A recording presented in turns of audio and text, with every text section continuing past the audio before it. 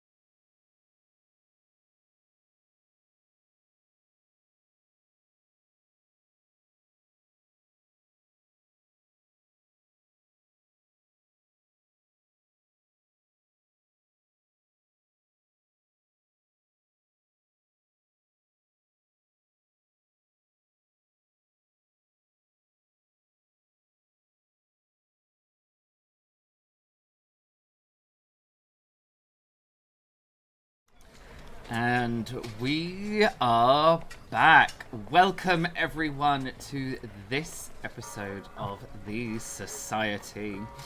We last left our brave souls resting at the Tre Tonner, a rather pleasant inn/tavern in Haparanda, the city, well, half of what was once a city.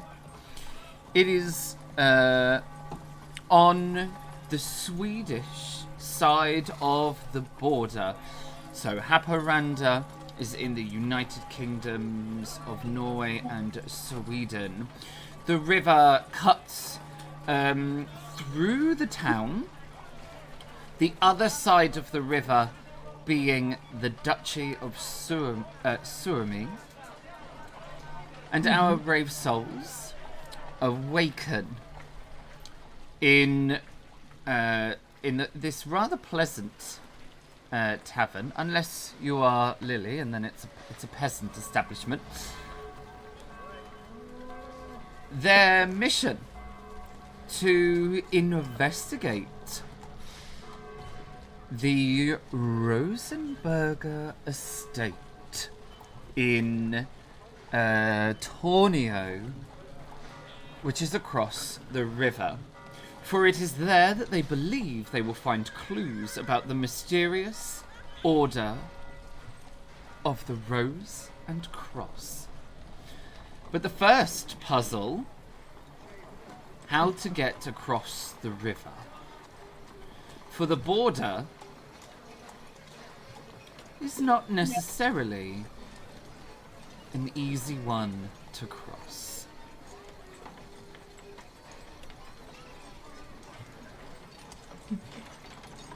Over to you, cast members. Do my job for me and tell the story.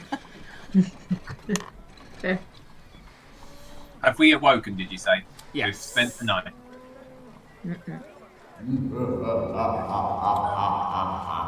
I'll have gone downstairs for breakfast, and I am just appalled at the poor selection. That absolutely disgusted. The fact that, you know, it's just because it's clean and tidy, but I don't have my own personal dining room in which to eat, and I've got to use the common room. I'm struggling.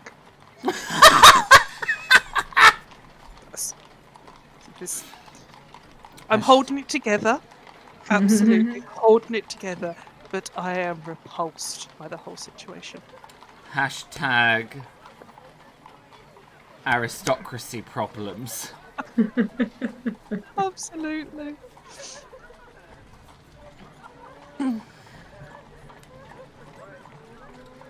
I don't know if either of you have joined me. Morton is going to choose to get up early and not come straight to breakfast. He is going to go out and see if he can acquire passage for the three of us across the river by some means. Fair. Maybe using some contacts that he may well have. I see. I like the May. All right. Let's roleplay this out. Why not? So it's early in the morning. Really, the only people who are walking the streets at the moment are the dock workers and the bakers. Really, these are the only people who are out this early in the morning. You have been to Haparanda before. You came here quite some time ago on business when it was when it was all one city under the name of Tornio. Back then, it was the Kingdom of Sweden. Okay. Do I kind of do the streets change very much? Do I recognise in the areas that? Yeah, you recognise quite a lot of it. The main streets are all the same, even if the shops aren't. Some of the side streets are they're very different. This is, tumble down houses get replaced by stone ones. The kind of slums and back alleys move around as the city kind of evolves and changes, but the main streets are the same. The big difference here for you is that once there used to be a bridge that spanned the river between the two sides of the city, and it was a huge, quite it was a huge bridge that drew tourists, really, because it was such a feat of engineering. But that has gone to really ensure the segregation between the two nations. Now, the only way to cross the border is by ferry.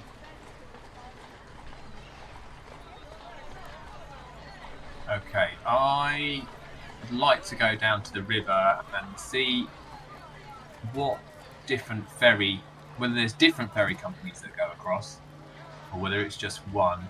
And I'm actually want to sort of scout out who there is along the river that looks like they are going to be traders that are possibly from the Duchy of Suomi or ferrymen.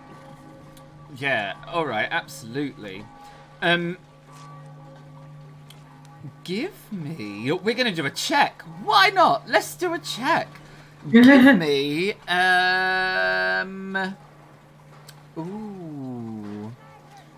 give me an investigation check. And unfortunately, you are already under the effects of a hinder.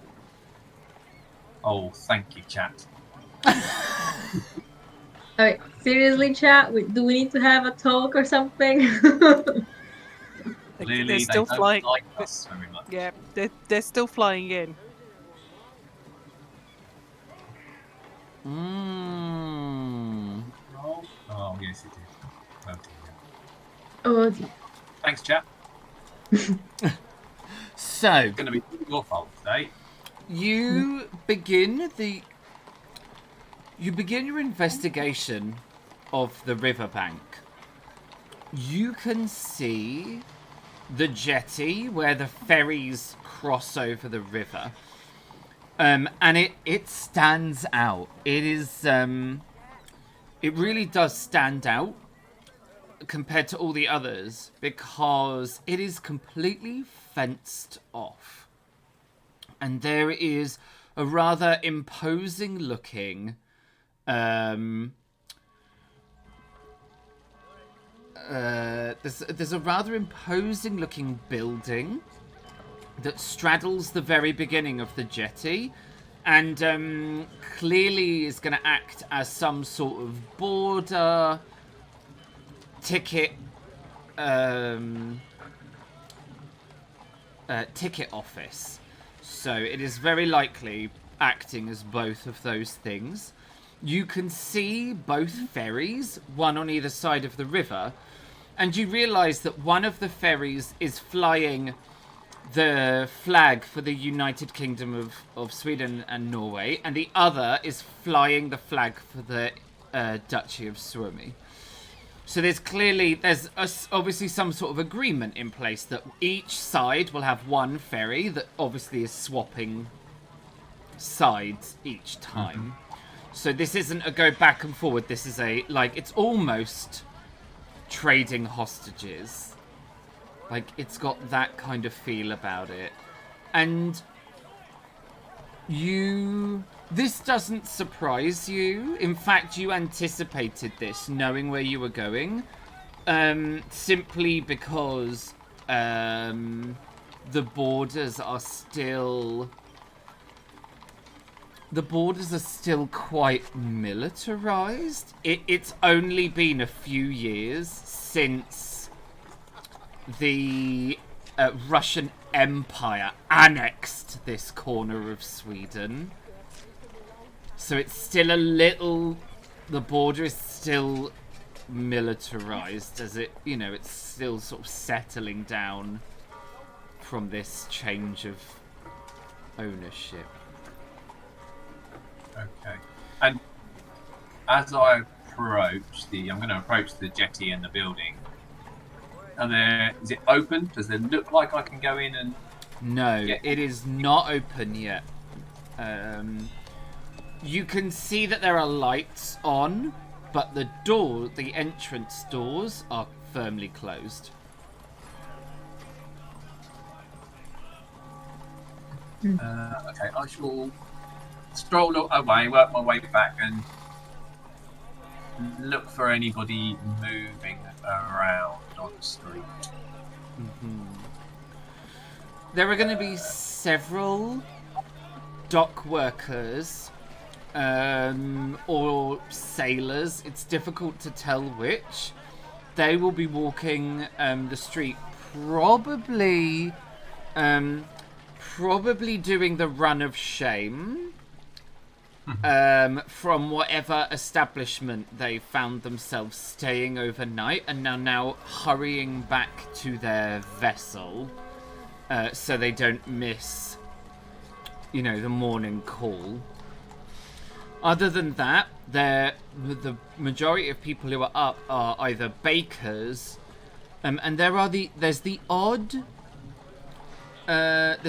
person walking around who gives off the feeling that they are servants to some of the households on this side, in this part of the town, who are up early in the morning to get the bread bread and eggs and butter, and as early as they can, ready for their household. Okay, I will stop one of the dock workers. Mm-hmm.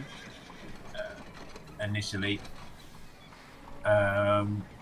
excuse me, sir. I wonder whether you might be able to help me at all.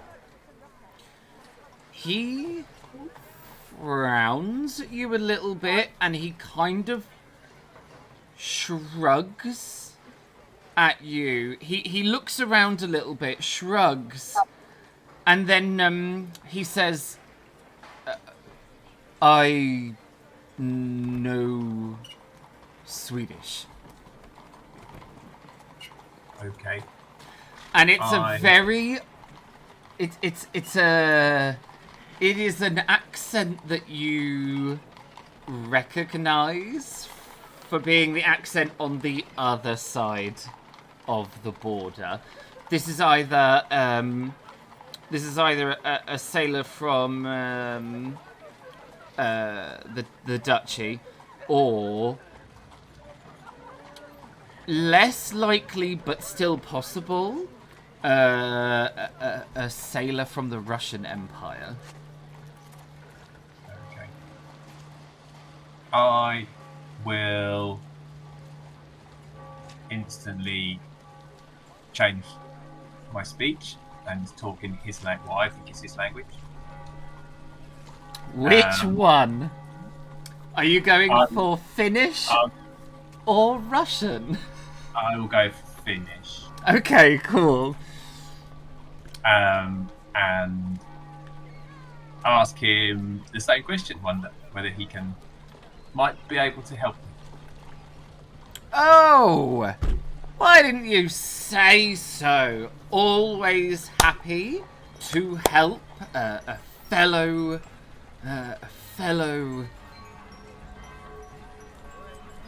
Are you? And then you see there's this moment where he kind of pauses, and then there is this. There's this sudden awkwardness that kind of happens, where it's like all of us, both of you are clearly on the wrong side of the river, and there's that weird moment of like, ooh. And then he smiles and says,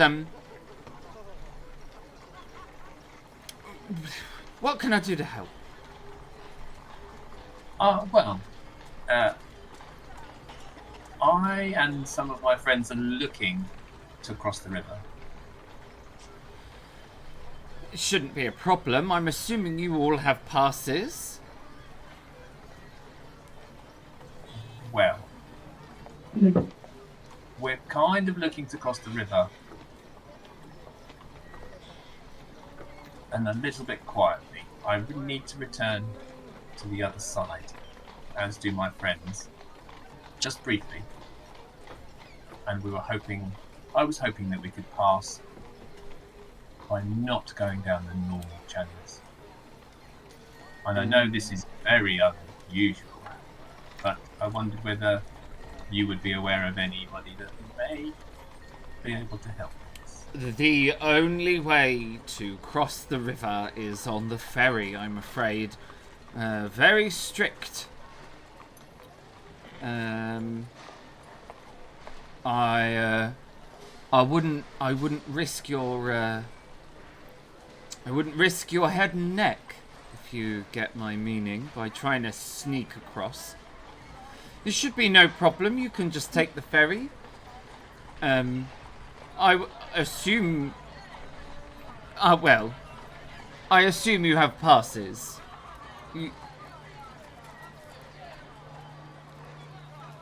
I take it we don't have passes yet. Well,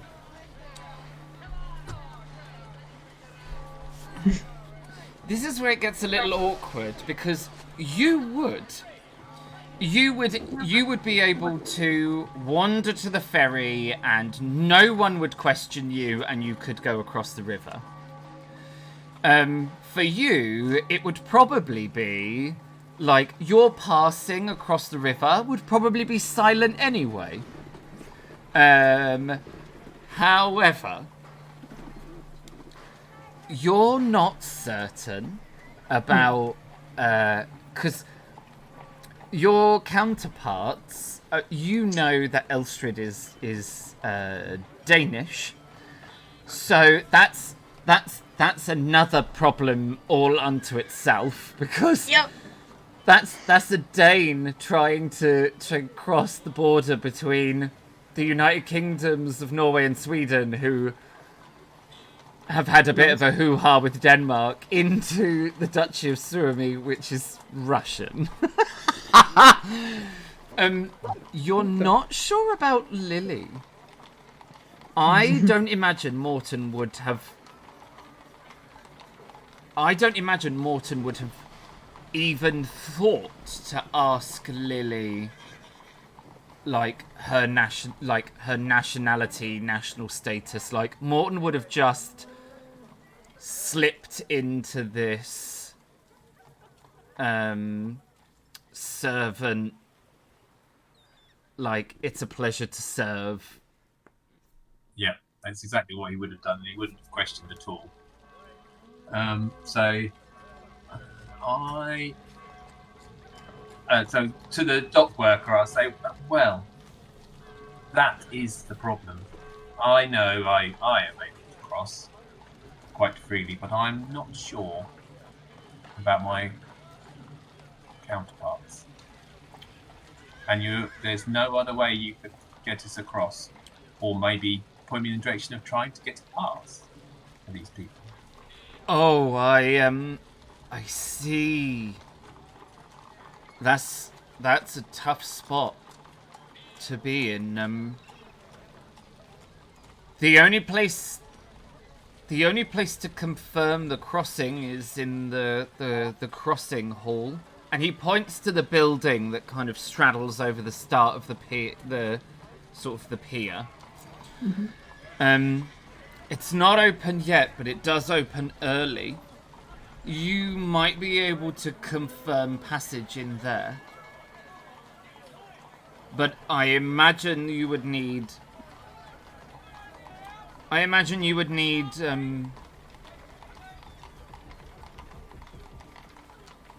your companions with you. Yes, okay. Thank you.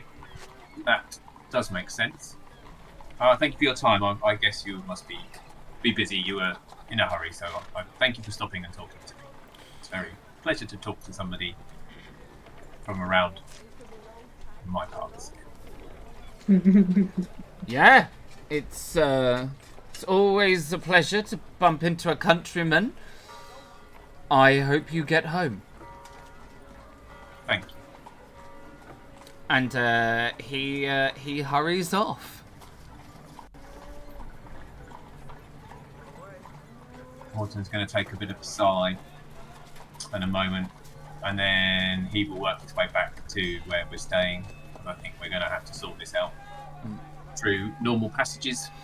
And it probably will be like, it will probably be that moment as you go into the Tre Tunnor. That's when you'll see Lily sitting, like, with a napkin, like holding the napkin like it might at any moment attack her, trying to wipe cutlery that similarly looks like at any moment it might savage her, all the while trying not to touch the table. Or the seat or the floor, to be fair. You're just hovering. Yeah, it's this weird sort of semi-levitation that you get where you're just not quite sure how clean it is, so you try not to touch any of it. And so the least amount of contact is made at any possible point. While looking elegant all at the same time. While looking both immaculate, stunning, and deeply elegant all at the same time. It's hard work. You, Morton, you will you'll arrive back at the inn, and you'll see Lily in this state, and you'll also see Lily is drawing quite some attention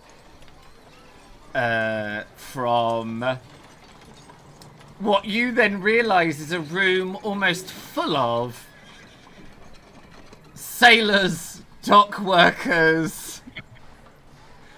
There might be a few traders, like trade negotiators, like that kind of thing. And then Lily. I shall go straight over to Lily and go, "Good morning, Madam Lily. How are you? How did you sleep?"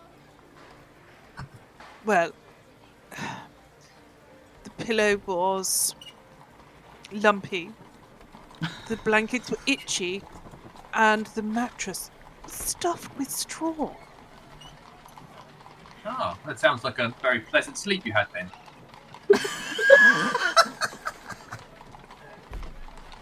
I take it you're not used to this kind of establishment. No! I mean, it's one of the shadiest places I've ever been to. Well, we learned from our experiences, so treat it as a learning experience, and we shall move on as soon as possible. It's a better Have you seen Elspeth this morning? No, not as yet. Oh. But I suspect I'll be down soon. Yes, I hope so. I have had a little look around this morning. There is one ferry across the river, Well, that's and we good will news. need passes to get across. And I'm assuming you've sorted all of that out. Well, I would need both of you there to be able to try and sort out the passes across the river, including myself. So we need to actually go to there to get the passes, and it's easier if you've ever been before, perhaps, or your nationality helps you cross. I've never asked before, but I'm assuming you're from the United Kingdom of Sweden and Norway, or do you have another nationality that may help us cut across? I'm going to have to refer to GM because I didn't. I knew you were going to ask me, and I was going to be like, I don't remember. I don't remember either. I'm just looking. That's one bit I forgot. Maybe it's in the channel of the Too funny. character. Too character funny. just- Honestly, I checked. That was the first place I went to. Yeah. Take notes. I mean, seriously. Luke and I just talked. There. So true. It's so true. Okay. Hang on. Okay. Oh my god, I don't think we confirmed it at all. Oh.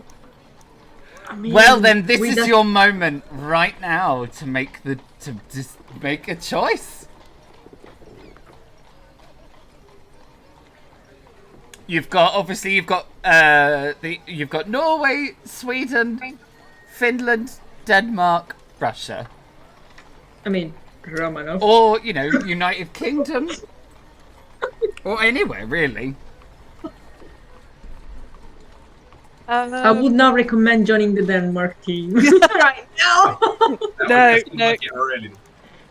I was going to say, where does Romanov best fit into that side? Well, Holstein is German, and Romanov is Russian. It'd have to be the Russian side then, isn't it? Just because of the name. Mm-hmm. But that doesn't mean I haven't travelled, because I have been most places. I mean, you could potentially have both, both German and a Russian passport knocking around. 2 passports? Wow. Absolutely, dual nationality. It's a thing, She's of so course. fancy! Brilliant. Yeah, well, I'll go with that. I'll go dual nationality. Right. But again, does this because of my quite widely, there we go, travelled escapades over the last few years, would I have obtained passage? Oh, to cross it? for you, because you have Russians, the Duchy of Suomi is actually an autonomous duchy of the Russian Empire. Oh, so cool. it's Russia, Oh, kind fine. of. You're fine. As all good. Good.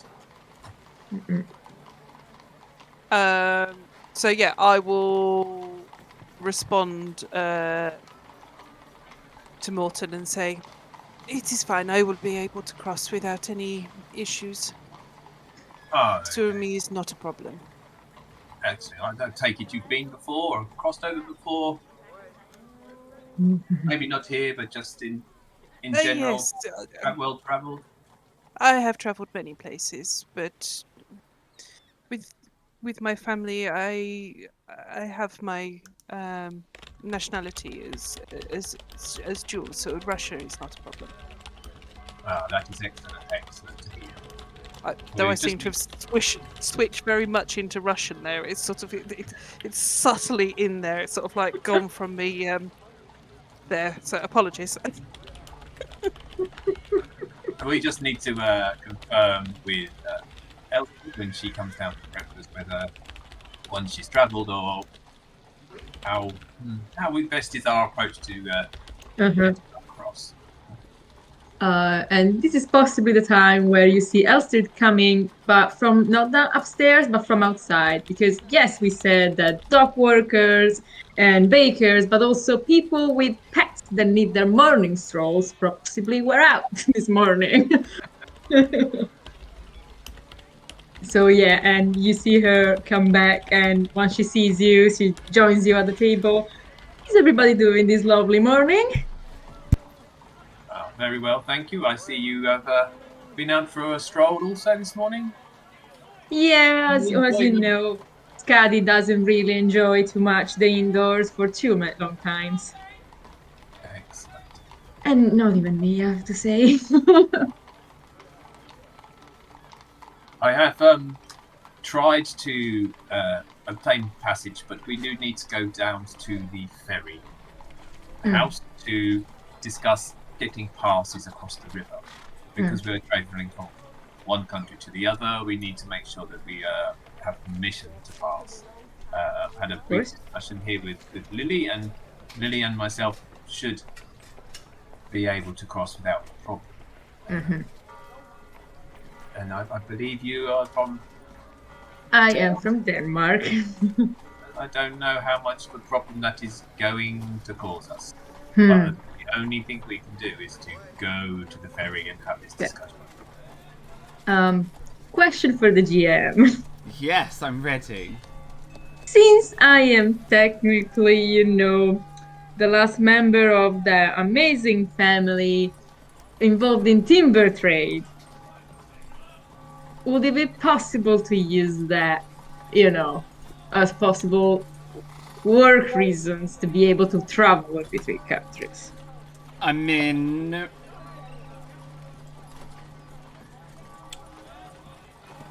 it would give you a legitimate reason to be crossing the border.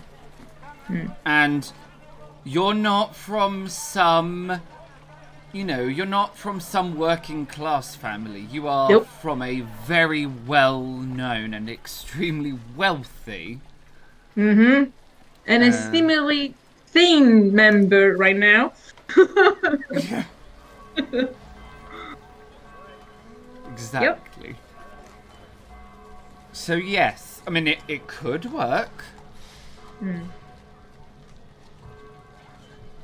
Well, I turn back to my companions and say, well, I come from, I may have not said this before, and again, with my very outdoors activities and tasks before, maybe I don't show it, but I come from the Jensen family, the one, one of the most respected, known for trading in timber from Denmark.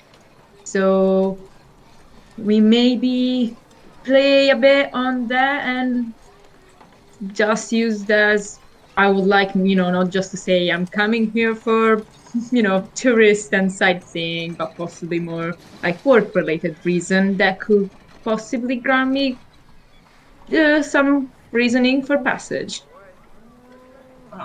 That does sound very helpful, yes. Any more good reason for us to be able to cross? Perfect, so. Yeah. Because obviously we may need to think of a reason, not just show up. Exactly.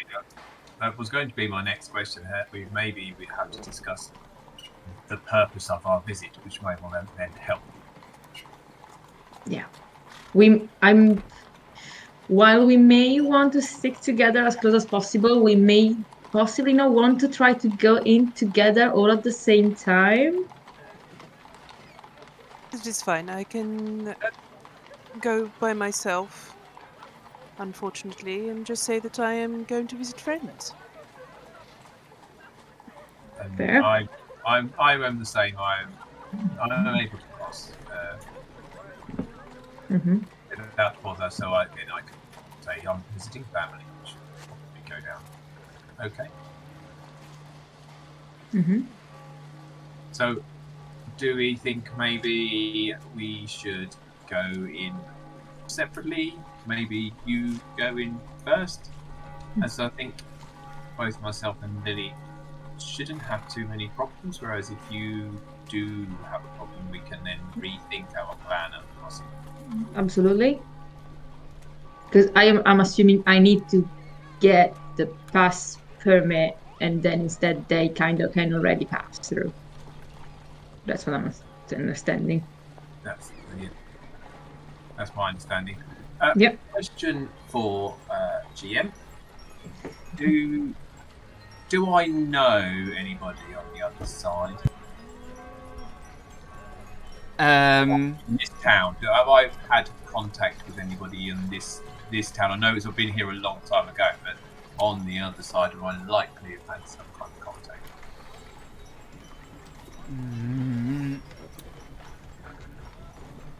It is almost guaranteed that you would be able to find colleagues on both sides of the river if you really wanted to.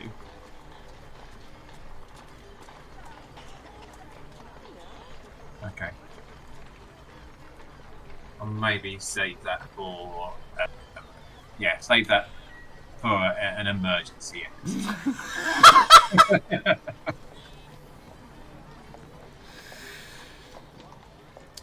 Okay. Breakfast is a hearty affair, which lands differently to each of the table guests.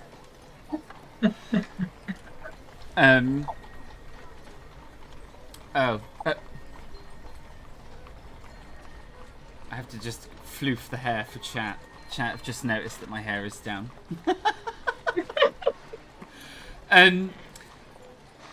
Which lands very differently depending on the different kinds of guest at the table. After which, however, it is time for you to think about collecting your belongings and heading for the border. Mm-hmm.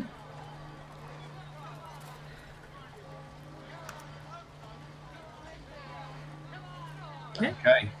Then I'm gonna go to the office that we were mentioning before to get the pass. Okay, you all head out into the streets, which have become much busier in the time between Morton's early morning adventure and now, post your breakfast. The streets are much busier, and when you arrive at the ferry crossing, there is already a queue forming. And there are some guards who are basically assisting the queue in flowing in all the right directions. The building clearly acts as both an out and an in, and it's clearly segregated and signposted for exiting the UKSN and entering. So it's quite clearly demarked out. So you join the exiting the UKSN queue. Mm-hmm. There is a real mixture of people in this queue. Everything from workers to businessmen, sailors to now aristocrats, as Lily joins the queue. And it takes a little... It's not a fast queue. It's a little... Like, it moves forward. It's not glacial pace, so it's not agonizingly slow. But it's not, a walking... you can't just walk through. Mm-hmm.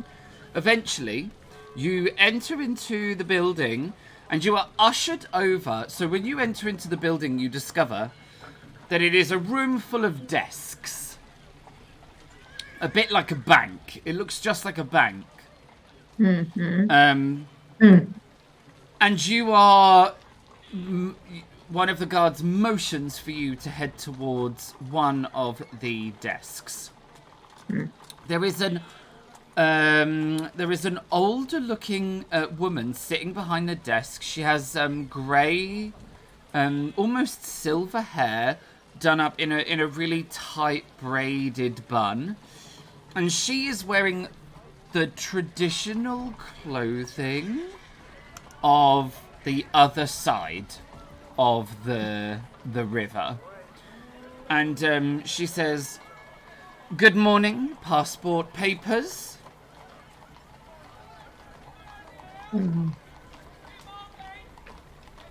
I will totally have my passport with me. Yeah, But passport papers, depending on which country you come from, they're all slightly different. Not everyone has, like, it's all a bit random, but as long as you've got your, you probably go everywhere with it. Yep. Okay, so yeah, I gave my papers. She takes them, and she looks them over, and she does the thing where she looks up at you, and she looks down, she looks up at you, and she looks down, and then she looks back up at you, and she says, I know it's a very old picture. And the reason for your visit? Interest in trading. Job related, as you know. Do you have an exit visa? No, yeah. Ah, in that case then, I'm afraid you will have to go and apply for an exit visa. No exit visa, no ticket. Can I do that here? No, I'm afraid not. You'll need to go to the administration office, which is over the road. The large white building. It'll have. It has the 2 flags on the outside. It is currently facilitating the consulate, or border. It's sort of consulate slash border Patrol. Border control. Might I suggest you start there? Okay, thank you so much for the information. And I start going. As Elstrid gets up from the desk, Elstrid is like the next person to get up from one of the desks. Morton and Lily, you're the next people in the queue, and you see Elstrid turns around and walks back towards you, which no one else I totally got back my passport. Yes, yes, you did. And starts walking back towards you, which no one else has done yet. Yep. And so it doesn't look great. Yep. That's a great start.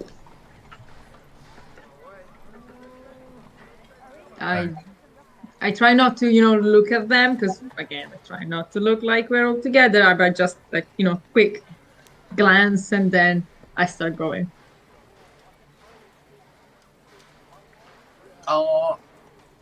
Is Lily and are we in just queuing together almost? Yeah, and you're like the next. I imagine that you let Lily go first, so Lily is the next person already being called for the desk, and I imagine Lily just glides over to the desk. I was going to try and stop her before she moved and go, "Oh, Madam Lily, I think we may have forgotten our papers. We may have to return to our accommodation to get them. I most apologise, sincerely." I turned to Morton and it's sort of like, "And what did I tell you when we were leaving? You must pack them. How many times do I have to tell you?" I know. I'm very, very sorry, madam. I'm very sorry. It won't happen again. Won't happen again. My apologies. Come on, we must head back. Be. And I just turn and walk away and leave you sort of grovelling as such. Yes. As Lily sort of marches out along with Elstrid, leaving you behind Morton, as you go to exit the building, someone bumps into you. And it's not like an accidental, not really paying attention kind of. This person full on, gets in the way and collides into you. There is a moment where the two of you make eye contact. And then, Morton, you casually walk out of the... you casually begin to walk out of the border control, or the ferry crossing ticket office. You slide your hands into your you've got bags and all sorts, and you pop your hands into your jacket pocket, and you feel there is something inside your jacket pocket that wasn't there before. Okay. And you casually walk as if nothing has happened. Yeah, I was obviously fully aware, and making eye contact. Did I recognise them at all, or was it just a look of knowing, or maybe? There's a small amount of recognition. It's like a face that you remember from, like when you bump into a colleague, an ex-colleague from like 10 years ago, and you vaguely remember them from the office, but you couldn't remember their name if you tried. It's like that. That recognition, yeah. I know you. Yeah, okay. I'd say I'll casually carry on walking behind Lily. Once we'll then walk and follow where Elstrad is happening to be going. Yep. And I think I'll then wait outside, and while we're waiting, I will try to take the thing out of my pocket. Lily, do you go with Elstrad into this rather fancy-looking building? It's sort of like, it's all white and it's got columns on the outside. There are flags. Yeah. Or would you stand outside with Morton? That's the question. No. I would probably go in and just look for the most elegant chair and sit down, as if that's exactly what you would do. Absolutely. Well, of course, It's that's hot, what you would do. It's disgusting outside. There's mud outside. Only a little bit, but there is mud outside, and I've had to walk near it, so I need to sit down. Bodes well for this campaign, doesn't it? Oh, brilliant. It's a very strange building. This building, when you get inside, this building has clearly been repurposed. For whatever. It's been repurposed, and judging from the inside of this is several things at once. There's this is consulate, embassy. There's a police headquarters in here as well. There's like the border patrol. There's like diplomatic apartments. It's a bit of a mess. It's basically the headquarters for managing. It's every department and person who would be necessary in managing a very not tumultuous, a sort of standoffish border. And this is going to cover everything from refugees to immigration to just crossing an exit visa to military action, transferring prisoners, like everything you can imagine to do with the border.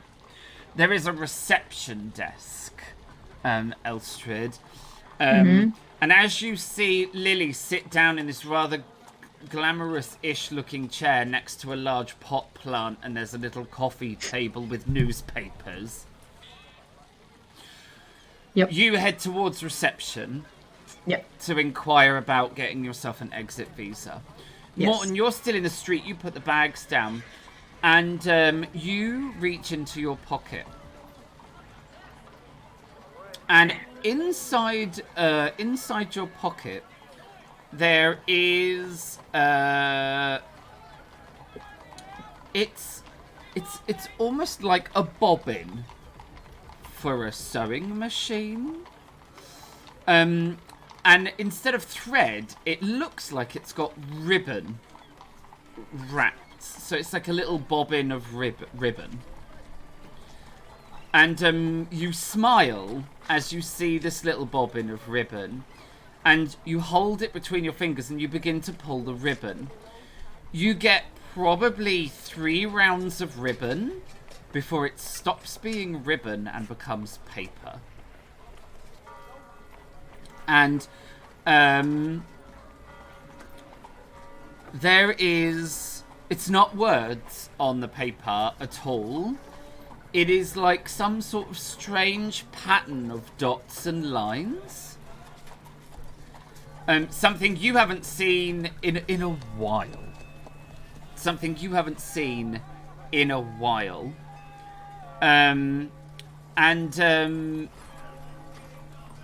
It makes you smile and remember, like, the good old days. But it also gives you an idea that maybe you can help Elstrad after all if you said the right things to the right people. Because obviously this has let you know one very important thing. Someone here has recognized you. Meaning someone here knows who you are.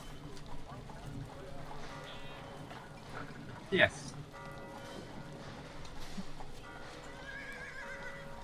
But it doesn't tell me who the right people are that I need to say. Well, for you, like, it doesn't tell you who the right people are, but you can probably guess.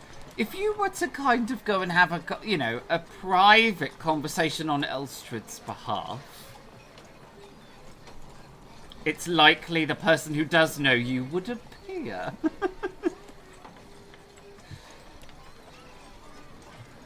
Okay. I'm assuming this is going into the consulate, so Yeah. I will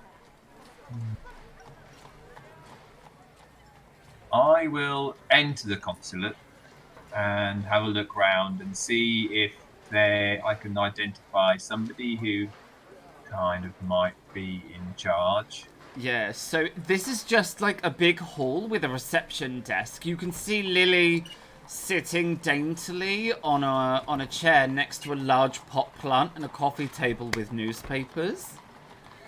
And you can see Elstrad standing at reception, trying to explain to the receptionist she needs an exit visa. So we'll switch to Elstrad as this receptionist, who is possibly one of the smallest women you've ever seen in your life. Like, she is minuscule with tiny, weeny little glasses.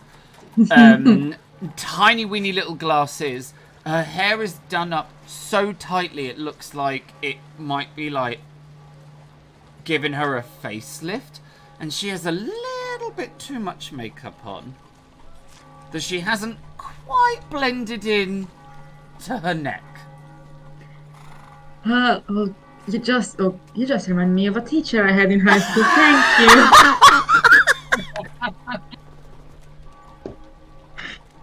you.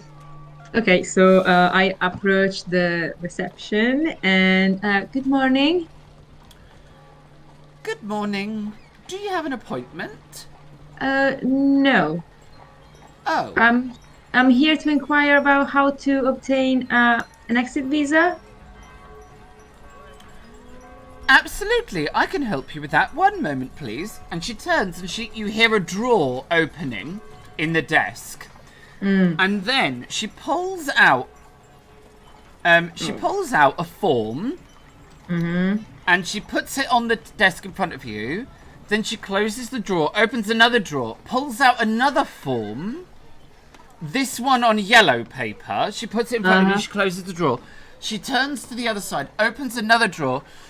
She pulls out another form on like a slightly sort of rosy pink paper. She closes that, and then she opens another drawer, pulls out a book, and puts that on the thing, on the counter. And she says, "You'll need to fill out the white paperwork to apply for your exit. The yellow form needs to be your explanation for your trip. the amount of time that you are intending to stay, where you are intending to stay, your contacts and all of their details. The pink form is your declaration that you are allowed legally to travel. You'll need to fill out all of these forms. They're all double-sided, and this book will explain each of the sections and what you need to include. You'll need to fill all of that out, hand it back into reception. It will then be assessed by one of our border controllers who will decide whether you are allowed an exit visa. That will take anywhere between 2 and 3 working days. If they deem that you are not eligible for an exit visa, you will have to wait 1 calendar month before you can apply again. Any questions? Yes. To start Excellent. You will find them all in the book. Chapter 1 is called Frequently Asked Questions. There's answers in there for most of them. Will you need a pen? Yes, please. While I'm watching from the other side, am I seeing her being handed all these pieces of paper? Yes! Okay, I will. Is there a big queue or not? No, it's empty. It's literally And just you- you three and the And you receptionist. totally can see like Elstrid's legs starting, like Just like the tapping foot has begun. yeah. Just quickly, before you leave me, as I have a companion pet, is there any specific paperwork to be Oh, able you to have a bring them? companion pet. One moment, dear. And she pulls out another white form and another green form. And she's like, this first one will need to be all the information about your pet. The second one will need to be your authorization of your pet to be safe to travel. The sections for those forms, you'll find them at the back of the book.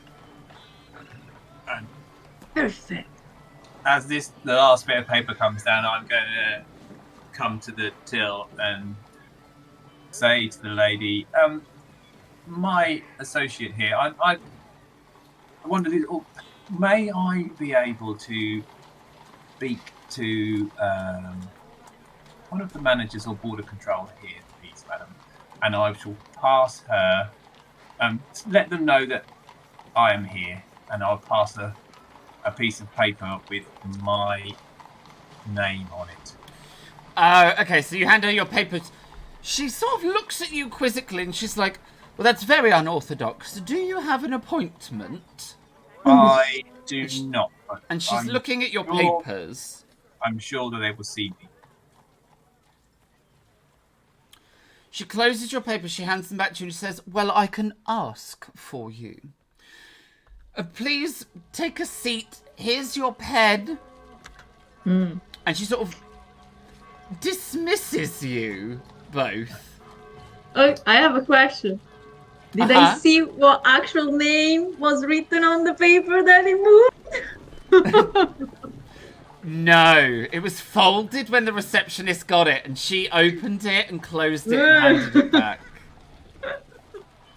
You also realised Morton didn't hand over, like, a passport either. It was papers. And I'll turn to Elstrid and go, you may be best to start filling some of those out.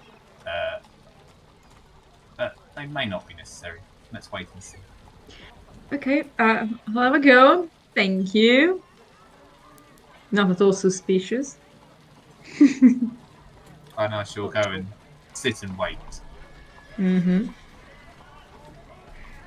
A few minutes later,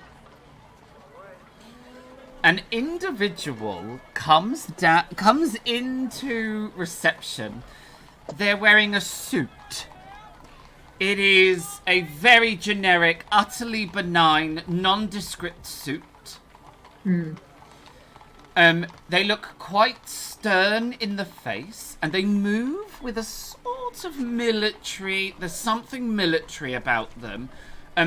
Elstrid, it reminds you a little bit of the Colonel, like someone who can never quite forget, like the army.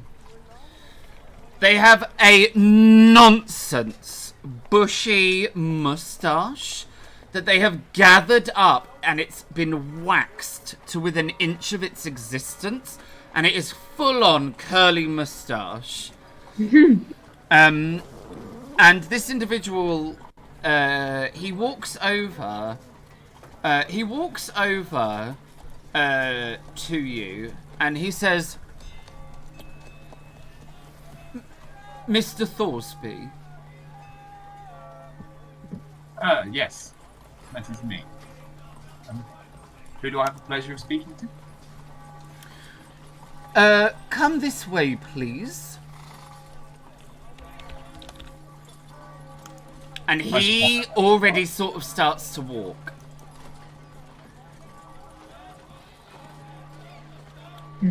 Do you follow? I am going to follow, yes, yeah. Okay, lovely. He leads you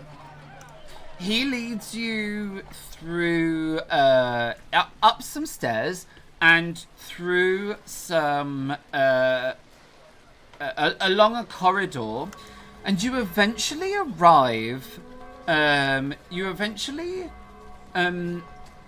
arrive at a door that says it's got like little letter, like it's got a name painted on it in little gold letters. And the name painted in these little letters is Hemo Salonen. It's clearly a Finnish name. And the gentleman with the ridiculous moustache knocks on the door, opens it, pokes his head through the door, and says in Finnish, Mr. Thorsby, here to see you.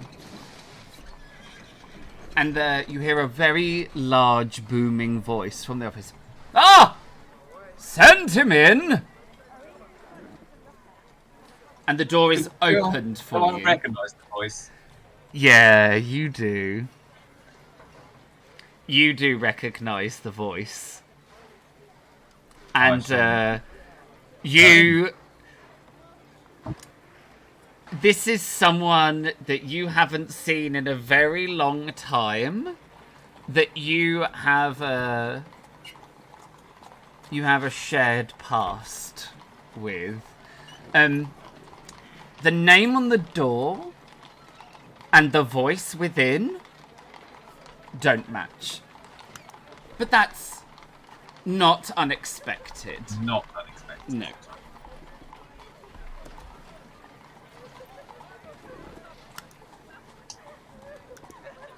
I shall go in and greet them like I know them, but using their voice, their name. Ah, was it Perlum or Perlum? The name? you said? I go, Perlum. It's excellent to see you again. It's been such a long time. And I'll walk in and go to shake their hand or whatever greeting it would be traditionally. As soon as the door closes behind you, it is exactly who you thought you were going to find.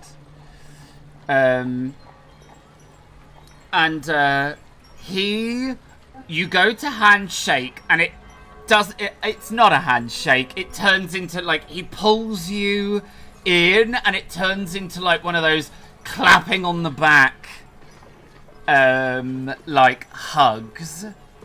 Yeah. And, he says, I cannot believe it's you.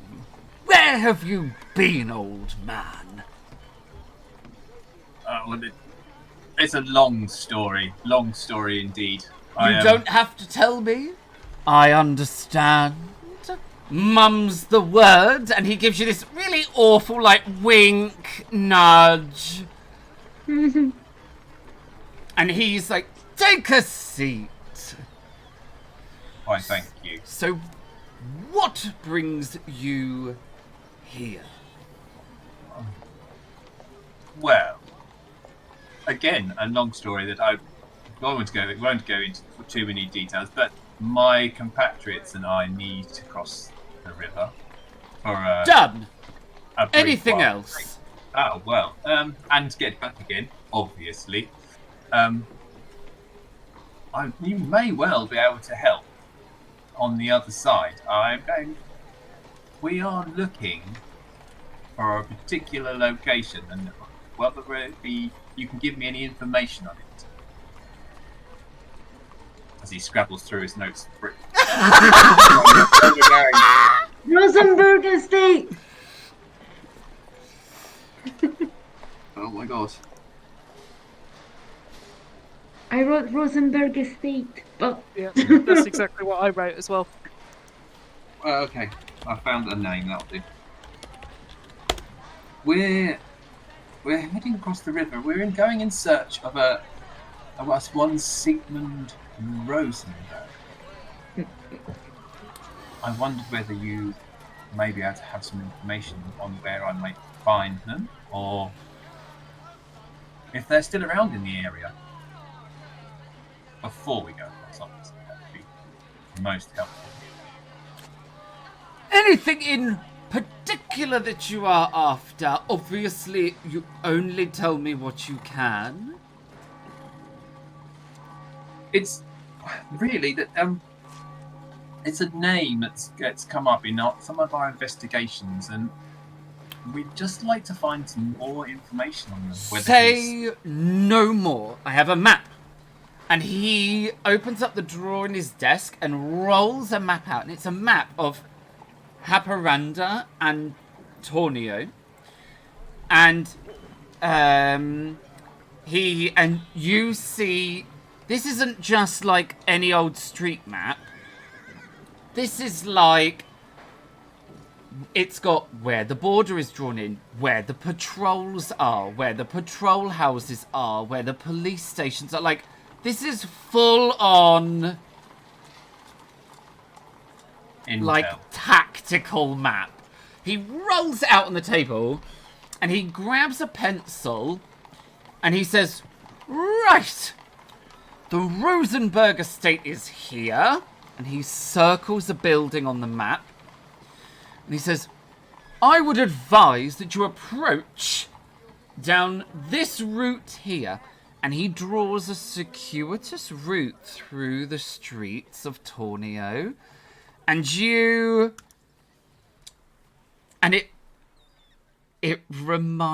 get like almost like a little flashback. There's like a little flashback of like a table with another map.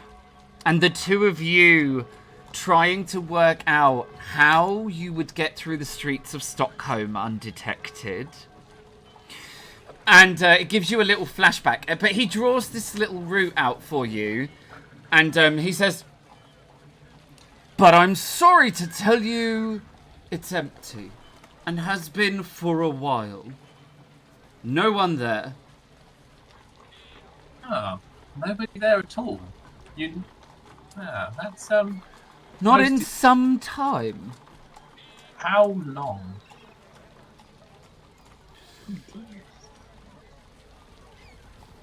Well, I've got to be honest with you.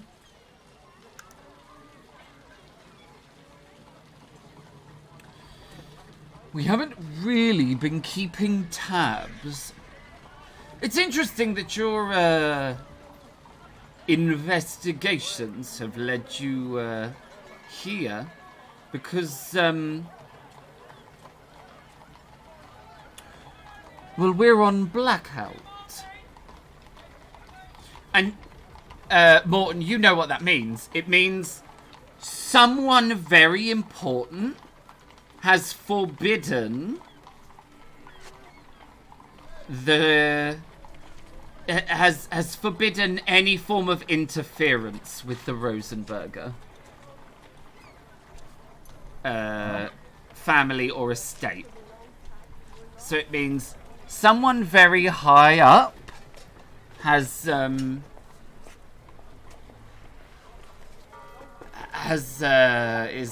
covering for them. And that's... Well, that could be fortuitous. Maybe I can help find some information for you.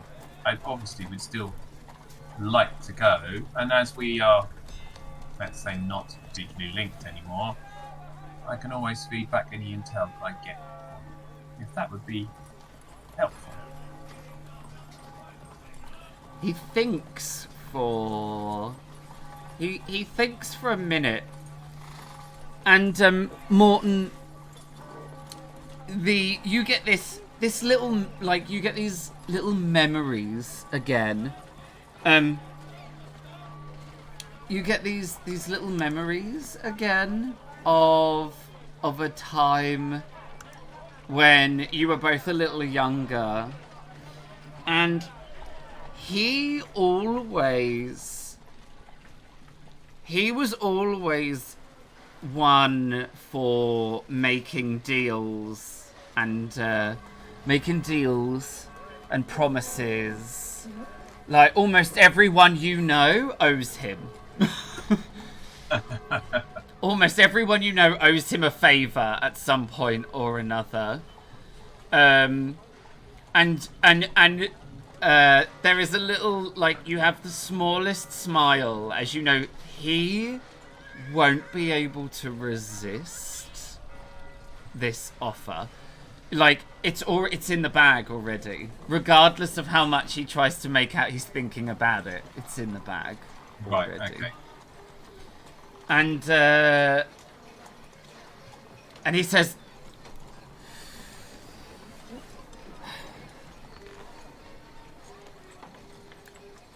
deal. That's a deal. Excellent. I'd like to know that you have not changed. You're such a helpful guy. Well, I would say the same thing about you.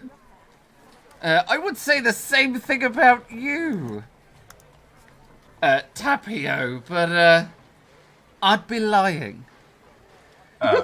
You got really old. I believe it happens to us all. But I'm still fighting strong. And he's got this childish grin on his face that like all these little things that you remember. And he says, "Oh, Tapio, my dear friend. It's good to see you. Here are your exit visas. And, here's a little something extra should you find yourself in a tight spot." And he slides you over a letter of diplomatic immunity. And then he goes, "Oh, 1 second." And he slides it back over and he says, "What names do I need to put on this?" You need to put Morton Thorsby. And he writes like all three of the names. Yep. And slides it back over. And he says, "Those visas will get you out and back in again. And that letter will... should you find yourself in a tight spot." I thank you. I thank you so much. And again, it is such a pleasure to see you again. It's a shame it's in these circumstances and we cannot spend more time to catch up. Well, when you're back, we'll have to catch up for a drink and share what we've learned. Most definitely. Most definitely. I thank you again, and I shall stand to leave. Give him a big hug, and be on my way. Oh, and Tapio, try not to get shot again.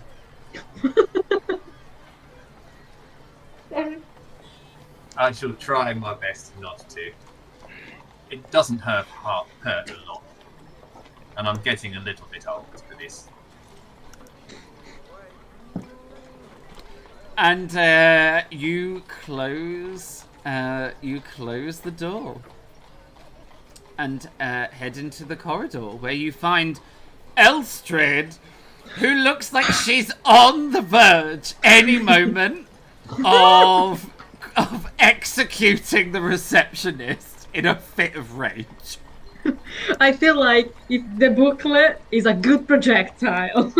Honestly, Elstrid, these forms are like some sort of hellish nightmare.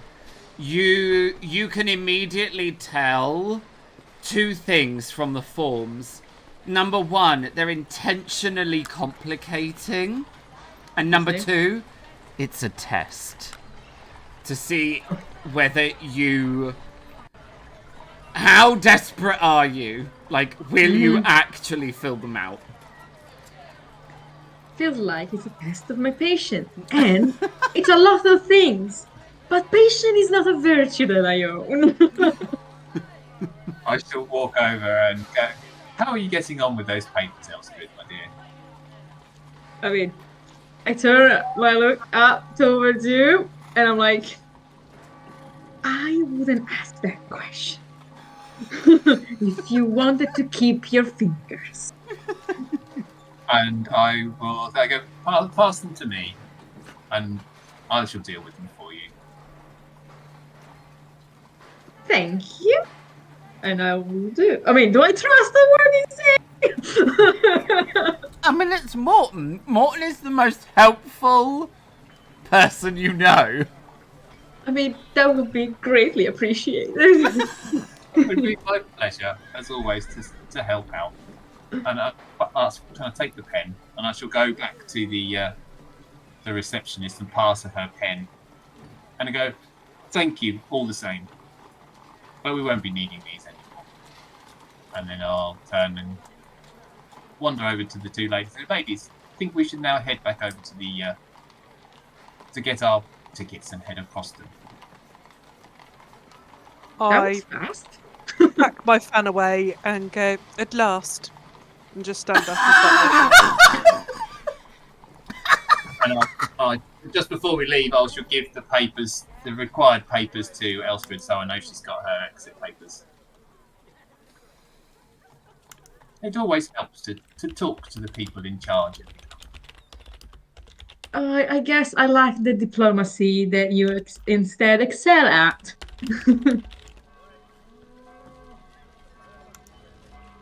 And I guess we're going back. Yep, head back over to get our tickets, I think. Mm-hmm. If happy to do that. All right. You arrive.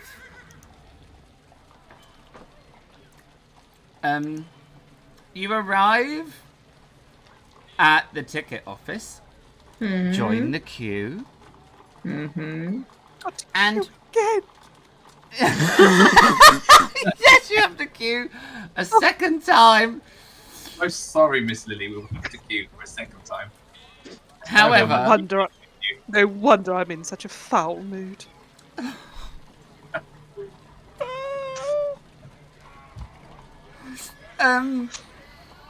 you I'm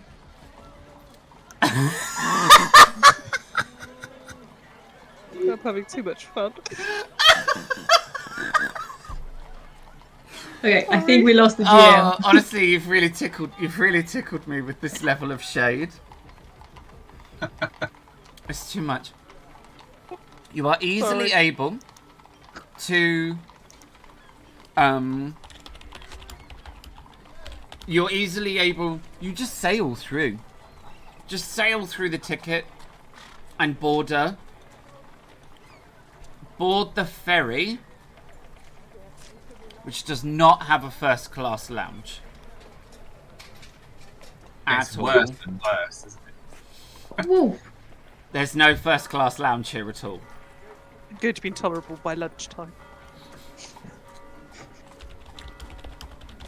Yeah. Thankfully, it's a very short journey across the river. And you arrive in Tornio. Okay.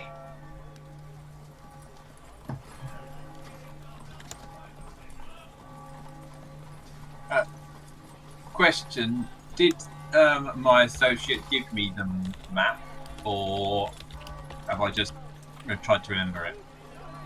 You've tried to remember it. It's not the sort of map that's going to leave the consulate. Yeah, that's what. That's the sort of thing. That's what I thought. So.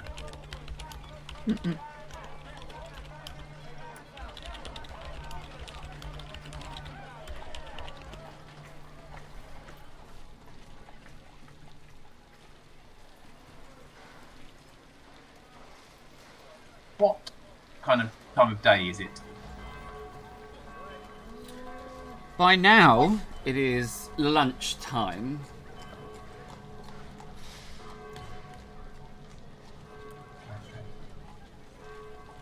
Can we? Is there any like bars or somewhere we could eat that maybe slightly higher class establishment if there is? That Here, yes, because this side of the river housed some of the more expensive houses and estates. So yes, you would be able to find a much fancier eating establishment. And which is much more up to Lily's standards. I can deal with this. I think that's what I would. Morton suggests that let's go and have a bite to eat before we move on. We can discuss our plans and where we want to go while we eat. Let's see if we can find somewhere a little more pleasant than breakfast, hey? And go and find a slightly better establishment that Lily will feel more comfortable in. I suspect Lily has like a homing sense of which is a good establishment and which is not. Just Yes, drive yes, and just quite instantly literally. find it. Yeah. Ah, he will do lovely. I'm just going to walk straight in. You are with your entourage trailing behind you, Lily. You get the service you expect from this establishment, and you get the table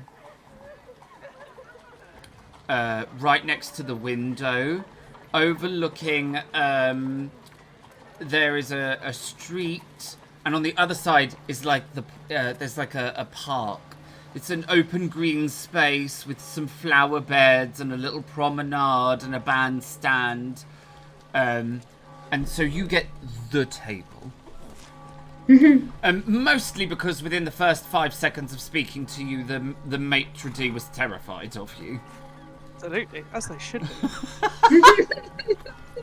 I demand respect, and I demand the best table. And all of you are able to sit down. Now, Morton, you've seen the map of the city. You are very close to the Rosenburger estate. It's literally like just round the corner from here. Okay. When I sit down, I would like to be seated so I can have a sort of a good view of the rest of the room and do a bit of a scan around the room to make sure, well, two things. Are there any particular faces I recognise from past days, or that we've drawn any attention from either inside or outside? No, you haven't. For the first time since you left the hall under the mountain, Lily is now the perfect camouflage. Oh. Do I recognise anybody in the whole sort of social etiquette that I run in? I'm gonna put it delicately. Although this establishment looks like, and certainly feels and seems like, it will be an exceptional establishment, the clientele are all of a bit immemorable. Absolutely, that's fine.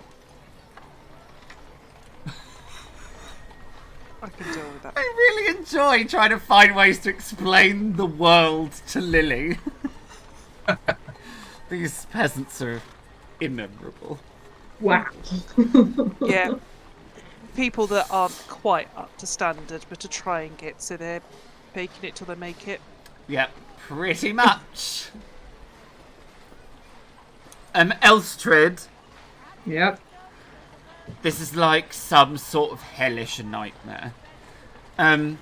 It's been a really long time since you have had like 7 sets of cutlery out in front of you. Yeah. And like 3 wine glasses, a tumbler, a water glass, napkins. And If I see another waiter trying to come towards me to help me with this set, I will flip a table. see, the thing is, Elstrid, like, you know your way around the etiquette of a ridiculous table like this, but like, you know, this isn't Not my choice. This isn't freshly caught venison on a campfire, you know, in the sunshine, birds tweeting, leaves rustling, you and Scardy. Oh yeah. This is like muscle fork and spoon. Like bread and butter knife, soup spoon, fish starter, fork and knife, meat starter, fork and knife.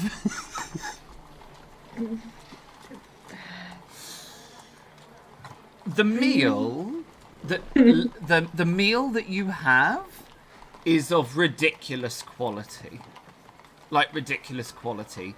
It is like freshly caught fish, the very best freshly caught fish, incredible artisan breads, exquisite mussels, beautiful cured meats and cheeses from all over Europe, a whole suite of wines paired with each of the meal choices that you've made.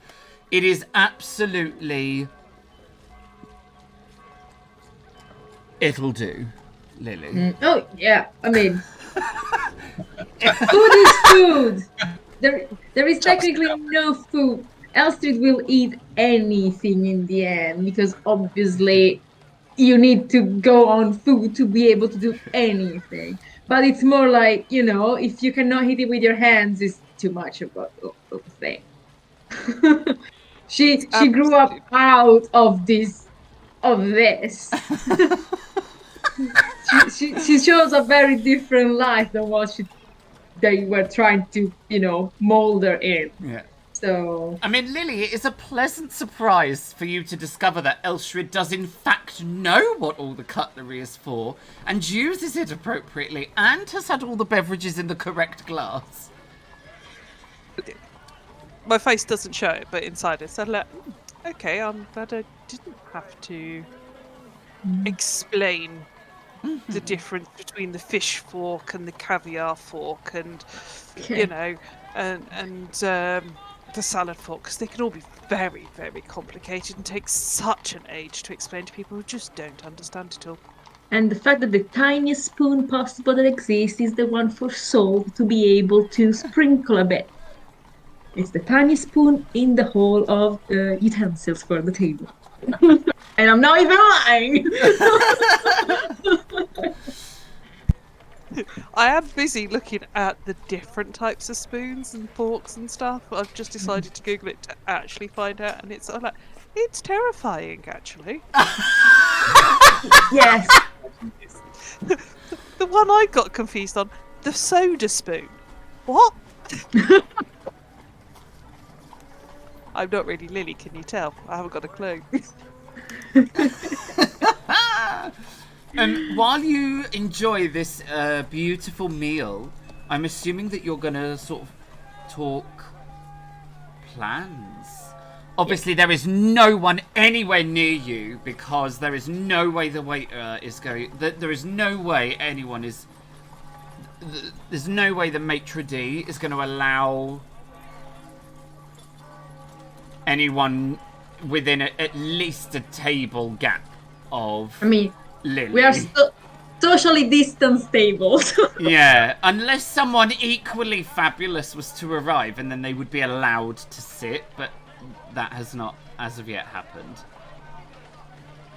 So Morton would actually make sure that there wasn't anybody in earshot, and I think he will regale some of the information that he's gleaned to the rest of the people, and say, well, actually, I believe we are very close to the estate that we were looking for anyway, and it's good to know some people, and thankfully I recognised the name of the manager or the consort, and I realised he was an old friend, so that is why I disappeared for a while.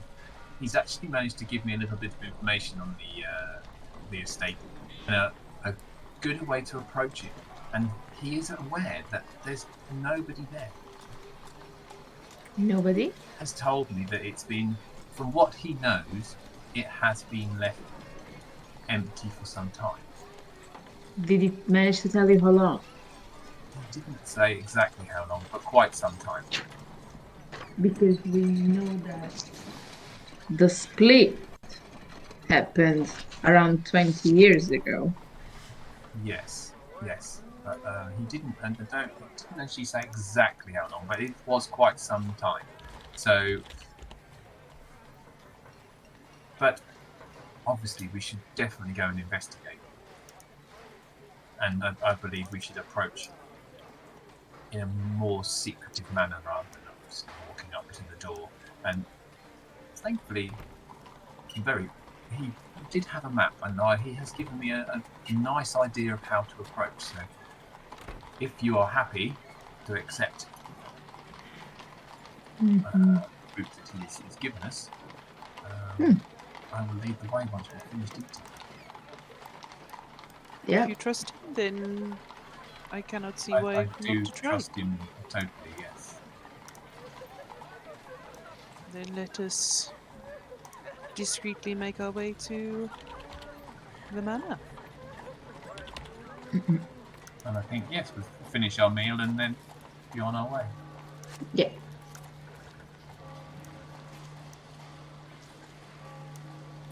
Okay.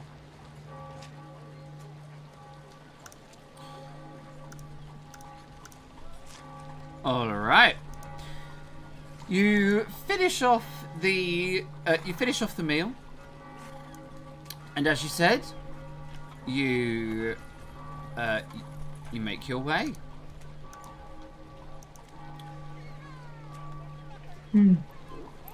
Following the route that this is what I'm going to need you to do, Morton. I'm going to need a learning roll from you to see if you can remember. You do, however, have a help. Oh, excellent. Woohoo. Thanks, chat. Thank you for that. Fine. Goes downhill after that, I think. Yeah, Yeah. here goes. Yeah. One success is always good. One is better than none. One is all we need. All right. You do remember the route that you were shown on the map, and so you are able to follow it meaning that you are not spotted.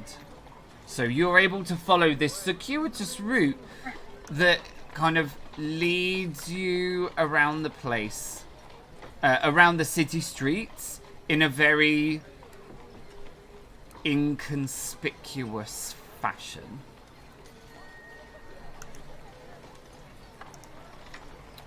And you arrive at the gates of a rather imposing looking estate. The whole estate is surrounded by a gigantic wall. It's a really high walled estate with exquisite gates.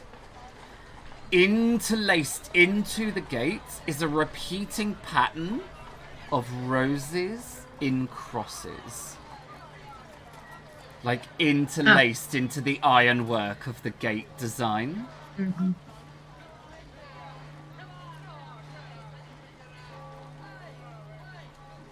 Nudge, nudge, wink, wink. And that will remind us of something. A little bit obvious. So, does that mean the rose and crosses are like the emblem of this family? So it's, or at least something to remind them. Like this. Okay. Do we know anything about Sigmund Rosenburger at all? No, nothing that, like, the only information you have is what you found in the journal.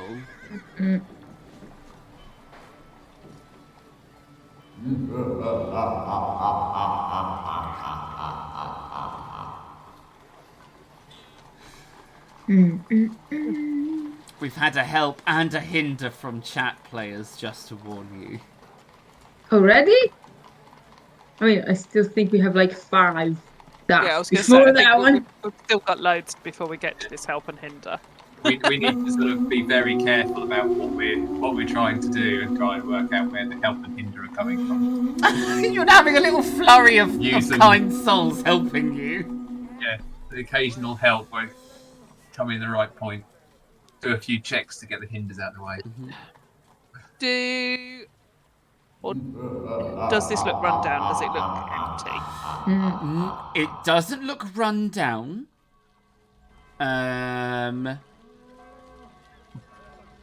Give me a vigilance check, and unfortunately you have a hinder. Woohoo! Gotta love a hinder. This one. Yeah! Okay, Yeah. nice. There's the odd thing here and there that let you know. Like, Lily, you're quite observant about the status of an estate and what it looks like. The walls look fine. The gate looks fine.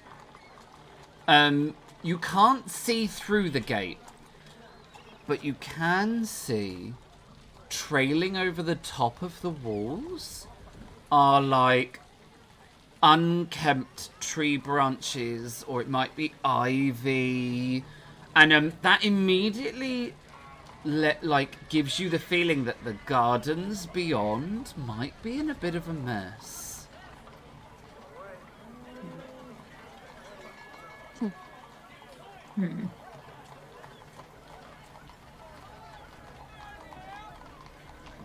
Are we able to just amble around the outside of the walls to see if there's any other way in? Yeah, It means absolutely. Under There a are grate. no other ways through the walls of this estate, only these front gates. And they're really tall walls. It's quite a big estate as well. Like, it's clearly one of the bigger ones in the city. Like, there's obviously, behind this wall, there is a mansion.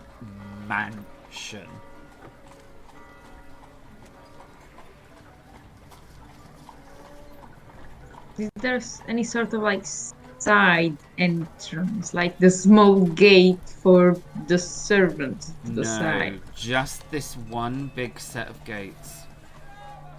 Can I examine these gates? Is there any kind of... Is there a keyhole to the gate? Is there a handle? Does it look like they... Yes, there's How like do they- handles. It looks like they would swing open, but there's no keyhole.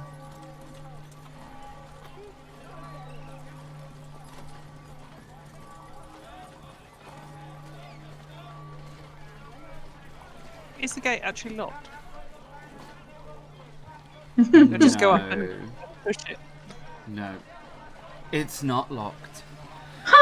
When you push the gate opens with like it screeches a little bit as you open it. Like clearly these hinges like this gate hasn't been opened in a while. The hinges are slightly rusted, so it squeaks as you open it. Beyond there is beautiful landscaped gardens. There is a giant mansion. It is exquisite. It's beautifully tended. The grass has lines in it. Like it is breathtaking. Well, somebody is looking after the place. Definitely looks that way, doesn't it? Well, now we're here, we should maybe be rude not to go and... Yes. Absolutely. I'm going to start sauntering up to the front door. The three of you enter into the estate. And Lily, as you're about to start sauntering, you notice an inordinately large black cat sitting on the path in front of you. It's the biggest cat you have ever seen. And it looks at the three of you with these bright yellow eyes.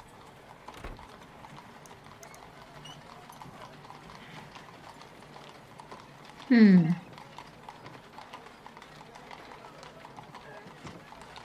assuming that you don't often, or around here, wouldn't see cats like that. You've never seen a cat this big before. I mean, it looks almost like it could be a dog. Oh, okay. That sort of size. It's a big cat. Talking about dogs. Oh, I wasn't yes. too worried about Scuddy, who's very well trained. Feel like, white dog, black cat. That's a story waiting to happen. As the cat looks at the three of you, it stands up on its feet. The fur on its back, turns. It all stands up on end. The cat almost seemingly doubling in size. Its tail puffs up like a basil brush. And it stares at you with these giant yellow eyes. And it makes that sound, that cat sound like... Wow. And then it hisses at the three of you. And several things happen all at once. Ouch. The gate slams shut behind you. You hear it slam shut behind you. The sound of the town beyond disappears. You are suddenly the image of this beautiful landscape garden and this mansion. As you blink your eyes, it disappears. There is a rumbling sound. There is a rustling sound. It's like a storm blowing through a forest. And you find yourselves surrounded on all sides by dead, brown hedges that No, reach 7, 8, 9, 10. You're not even how high these hedges reach up towards the sky.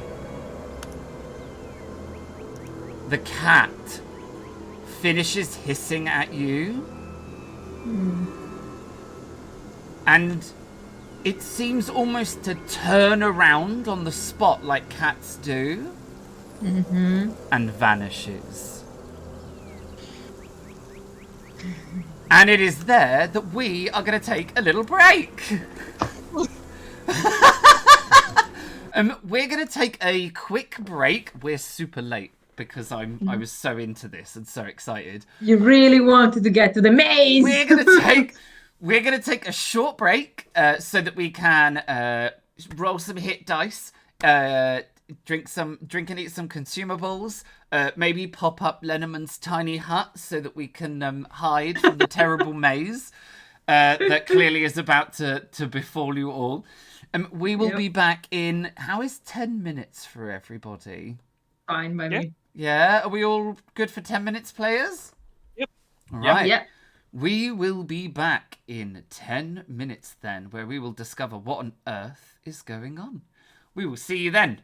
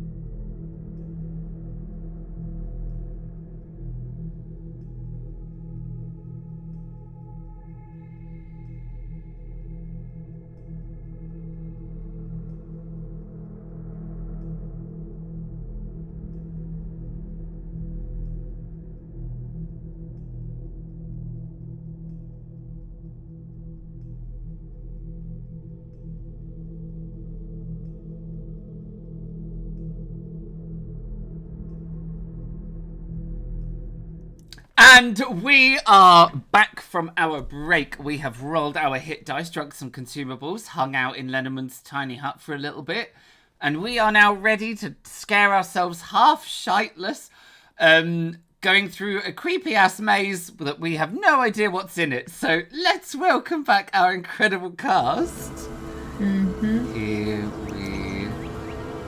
Here we are. So, where were we? One moment, please. I've realised I've got a setting. Yes, that's better. We just.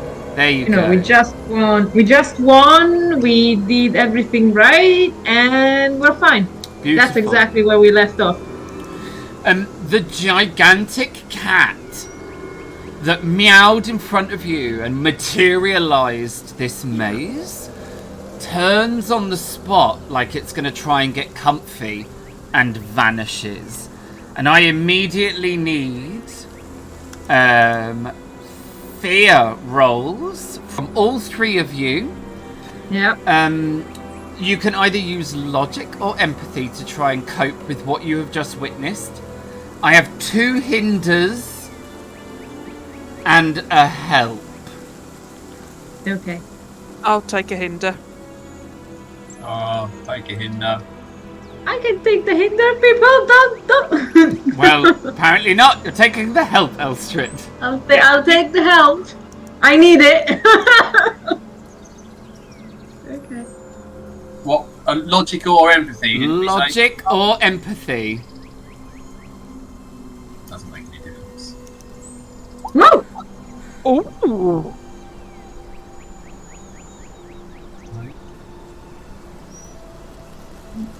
-1.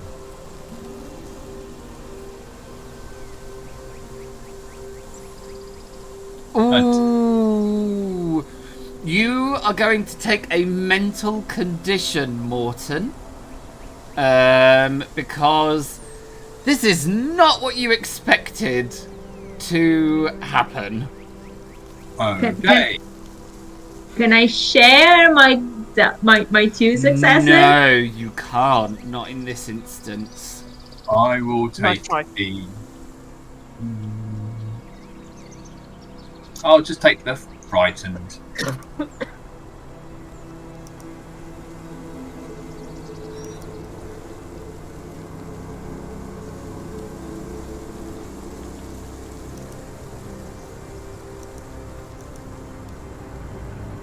My music keeps dipping in and out. That's very irritating. Mhm.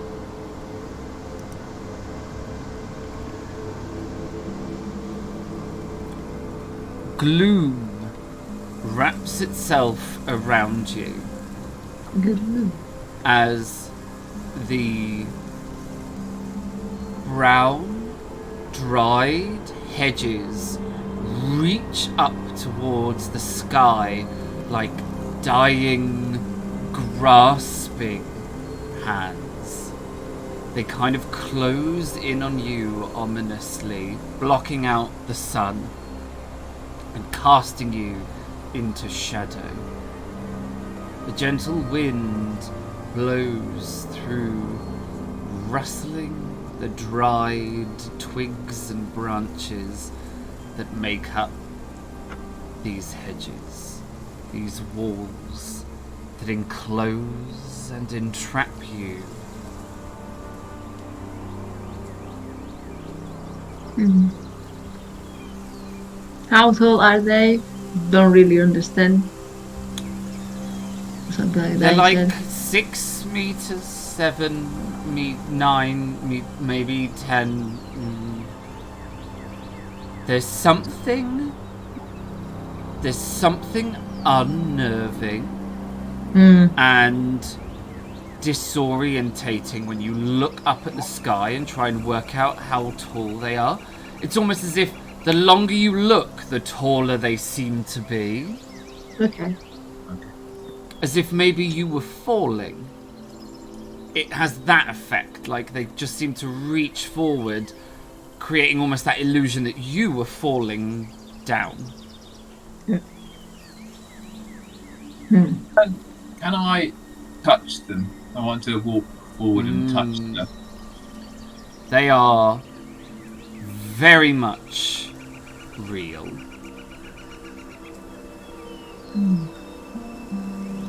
Do we hear anything in the maze? The tweeting of birds and the rustling of twigs as the breeze sneaks through the maze.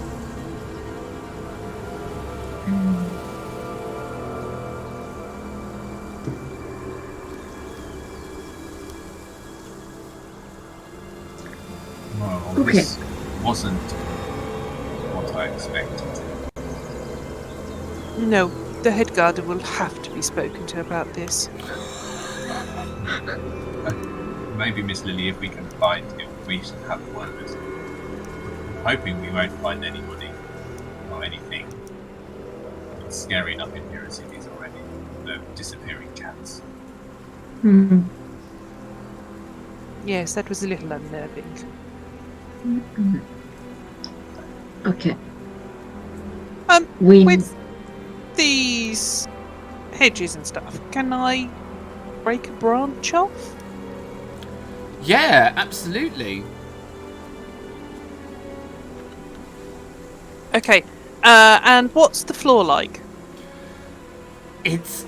Imagine that every single leaf that once formed this hedge dropped to the floor all at once and just became...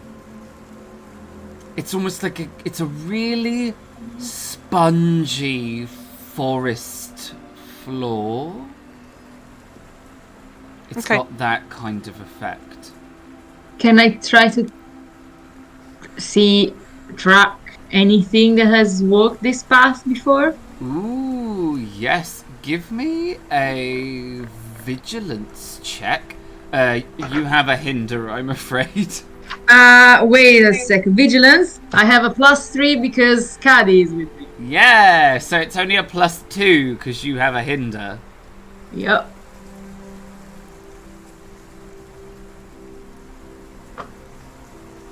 Shit. Oh dear. There are no tracks anywhere at all. No one has come this way in a long time. I'm going to take my stick and I'm going to make some sort of marking, attempt almost to write entrance or something like that, or start. That's a very good idea. Don't know how well it's going to write, but I'm going to make some sort of attempt to squiggle. I mean, we can even just do the, like just one or Yep. something like Yes. it. Yeah, anything, that's a really good And idea. anything easy, I think, is possibly gonna be best. So what have you decided on? Because there was like several options. I'll write S for start.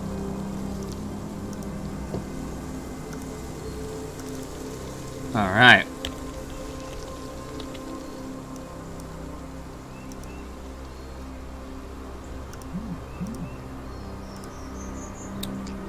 And I will turn and go. As my brother and I were growing up and we played in our maze, this is how we learned how to do it. And then Yeah. you could work out where you had been. Your maze? It's a very, very clever idea. Yes. Doesn't everyone have a maze in their garden? I unfortunately didn't. Oh, Hmm. that is a surprise. Hmm. Shall we proceed? Did you have any other ways to do the maze, or did you just head off in a direction and mark up as you went along? We would just head in a direction and mark up as we went along. So If as each turning we went to, we would do arrows to point which way we had been.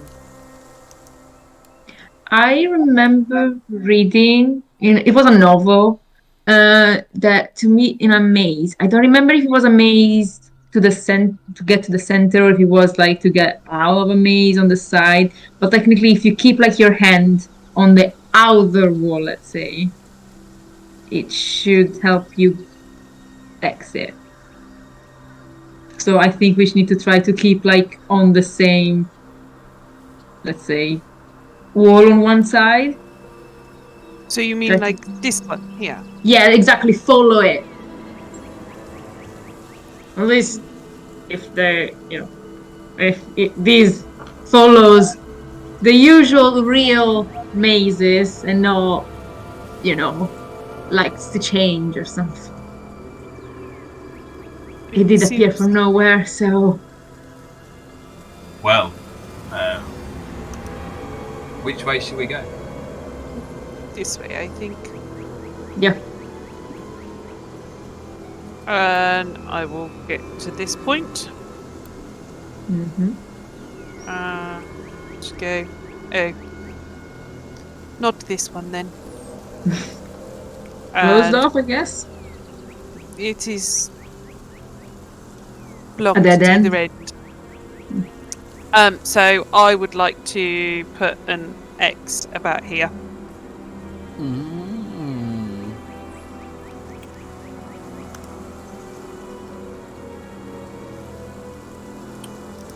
In the mud.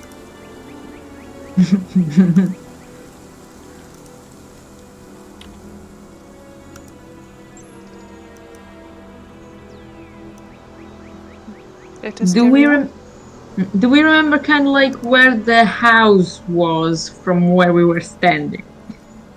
It was right in front of you. So north on this map. Yeah. Okay, I think off we go.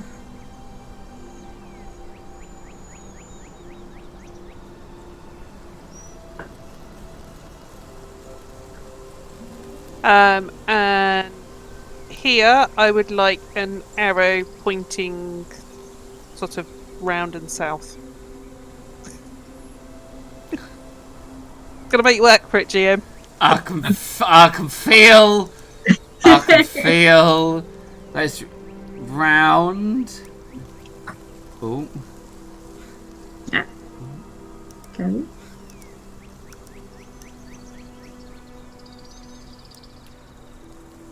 Round and south.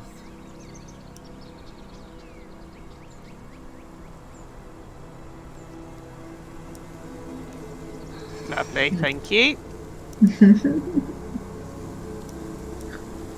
I'm so proud of my creation.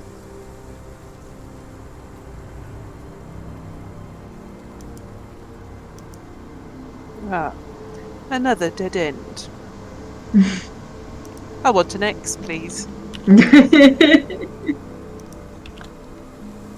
This is where I find that he's busy deleting the ones behind us. I hadn't even thought about that.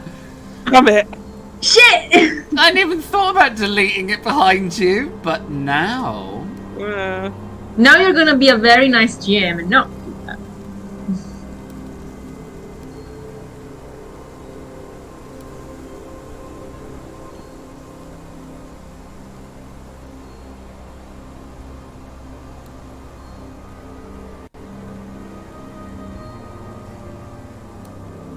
I'm still doing the whole follow the outside.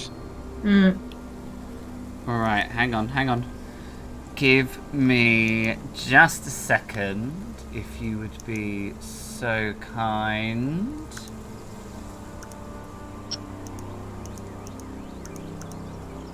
We get to a part of the map that he hasn't finished, so we actually go straight through. There you go.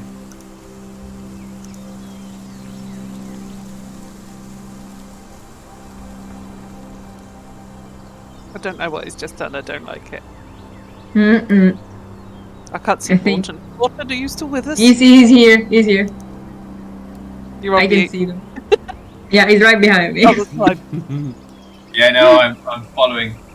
My roll 20's going particularly slowly. Yeah. That's fine. As long as I know you are following and you haven't wandered off. Not yet. I was considering it a minute ago. Yeah! Just considering wandering off. What's the worst that can happen? It's a maze. Can I have an X, please, here? Yes, of course.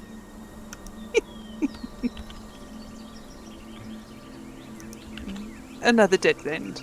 I thought it was. Should we not maybe check out some of these dead ends to see if there's anything at the end of them or out of them?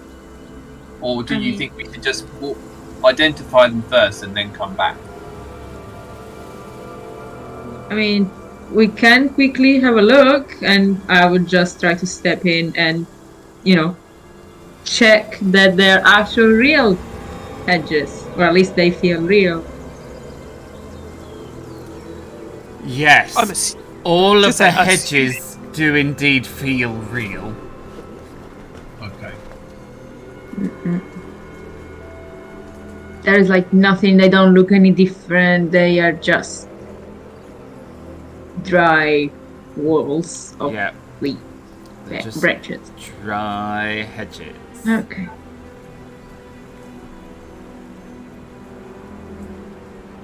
Yep. I walked into a wall.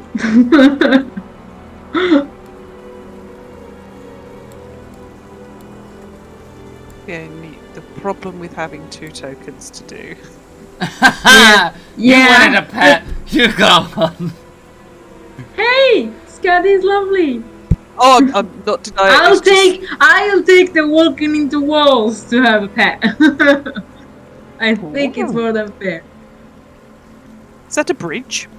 It is a bridge. There is a bridge. Well, wait. There are suddenly steps that lead upwards. Stone steps that lead up out of the maze and seemingly reach up almost to the top of the hedges. Maybe we can get a view of the maze to come. I will. You climb all the way up and onto the bridge, and this bridge seems to be jumping over the top of some hedging. It gives you a view. But the hedges around, as you climb up, the steps seem to rise up to... They rise up with you, so they continue to block your view. And you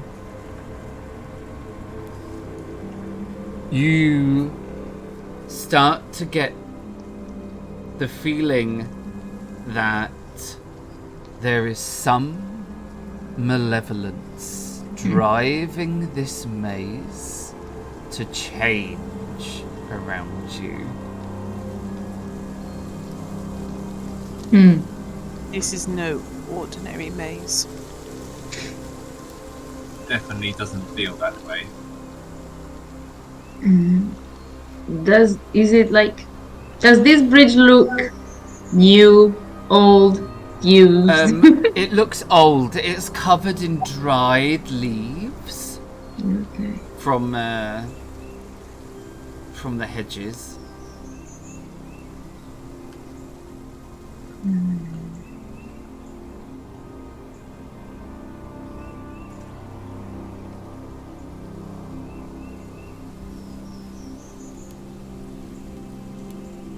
Just wait for Morton to catch us up. Yep. So that you don't all get lost in the maze. I'm trying to keep up as best I can. I know it's not intentional. Morton's dragging his feet. It's a little bit scared, you see. Yeah, a little bit frightened. Cat disappeared. He's just tagging along behind quietly. I'm waiting until I see. Yep. As long as I see you.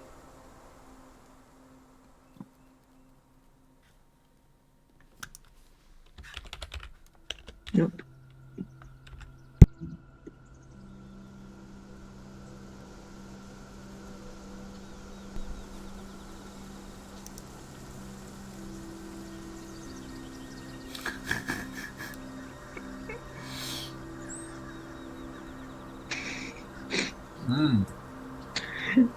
This feels like we're gonna take a step at a certain point. Just going to go all the way around the outside. Yeah. Yep. That is a good possibility.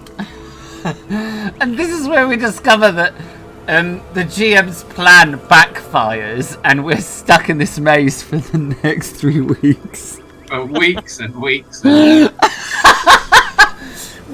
We literally start up a poll at the beginning of each session. Will they escape the maze this week? Oh. Well, you can just open the door. I could, but where's the fun in that? I don't know. I mean, you could always leave it in a corner so none of us notice it for weeks. Played that game before.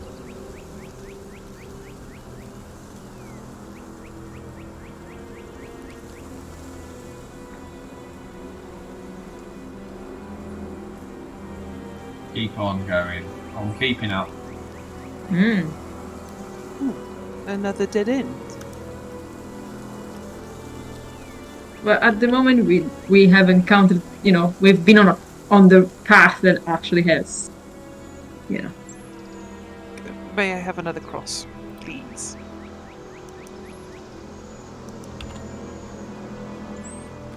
With my stick.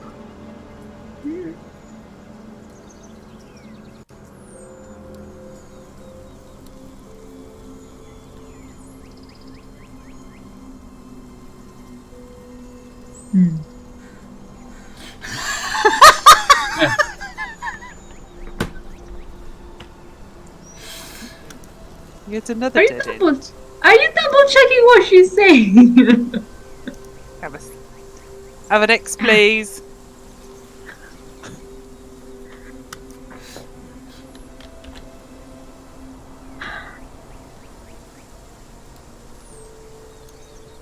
Right, just seen the chat turning around and saying that air fryer is a lot less hassle than an oven. I haven't been watching chat. It's just a lot of poll. I mean, it's like, what? When I said that there'd be a poll about would you escape the maze this week, the poll has actually appeared in chat. Amazing. Thank you, fabulous mods.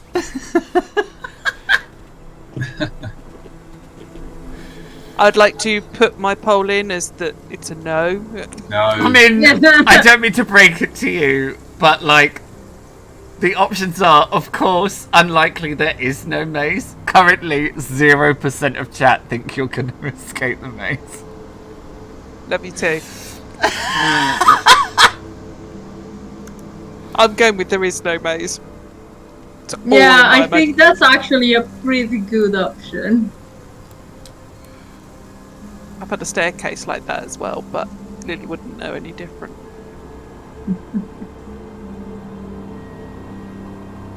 Ooh. Like a really long corridor.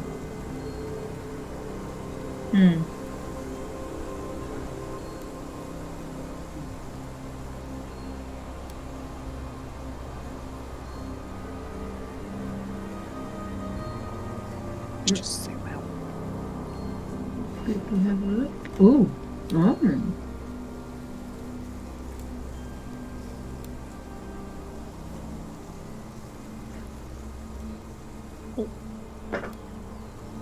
This is a big map, isn't it? Yeah.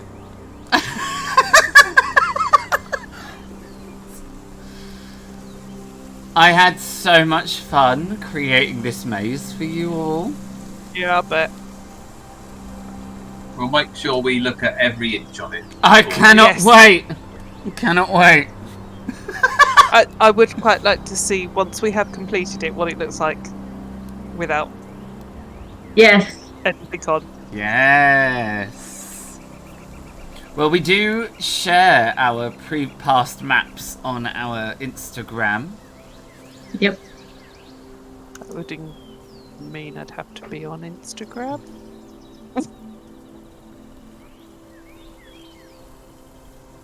We can copy paste them here. Yeah, thank you. It's like I saw the map of the train, and oh my god, that train!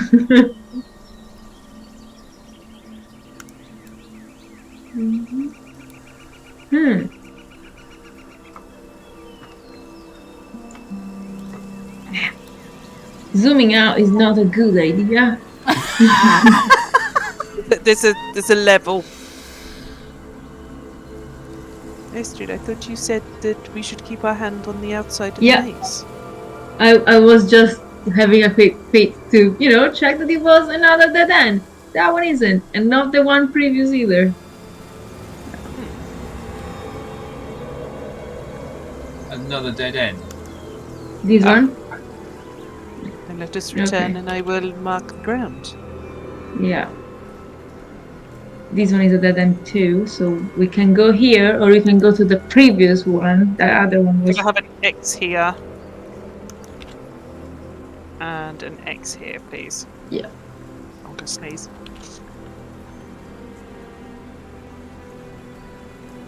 Obviously me stirring up all the spores on the ground is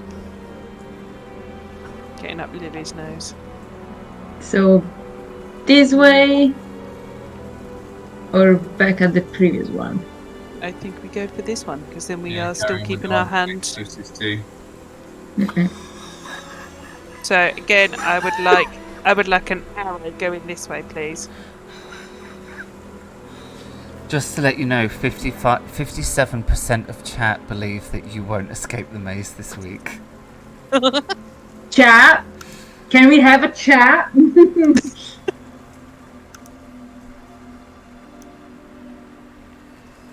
Should it be updated? Should it be won't escape this week alive?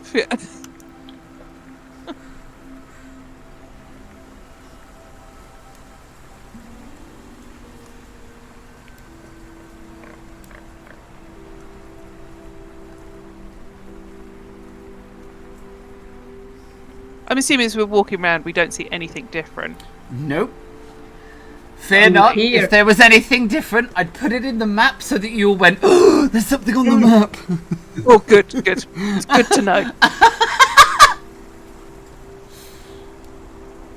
Oh, God. Too many options. Again, could I have an arrow looping round the corner, coming down this way? Thank you.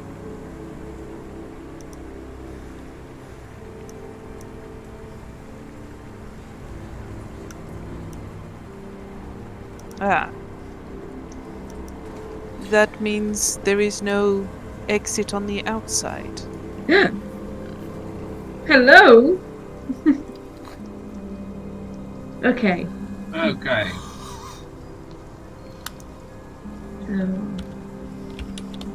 Does it look disturbed more than when we left it?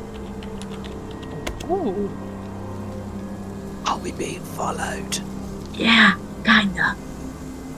Ooh. Give me a vigilance check. You have a help. A help? Okay. Fuck. Wait! Scotty is with me. I should have rolled with that as well. Can I re-roll? Yes, because you should have rolled with 4. Yes. Yeah, yes! That's what we're talking about. Much better. Thanks, Scotty. I'll give you a treat. Right. I always have treats for Scotty with me. Elstrid. Yes. You are being followed. The ground clearly shows the passing of 4 beings through the maze. 3 footfalls and 1 set of paw prints. But there is something else that follows behind you. Whatever it is, it's big, probably the size of a dog, but it's not leaving paw prints behind. Rather, the scraping of the ground Mm-hmm. So some four-legged creature about the size of a dog is following you around the maze, but it isn't leaving paw prints. Would it look consistent with the cat that lured us here? Well, you would imagine that a cat would leave little paw print marks in the ground. No, a cat that can disappear. Yeah, fair. I'm not gonna assume that cat can actually leave paw prints. Kinda looks like that size.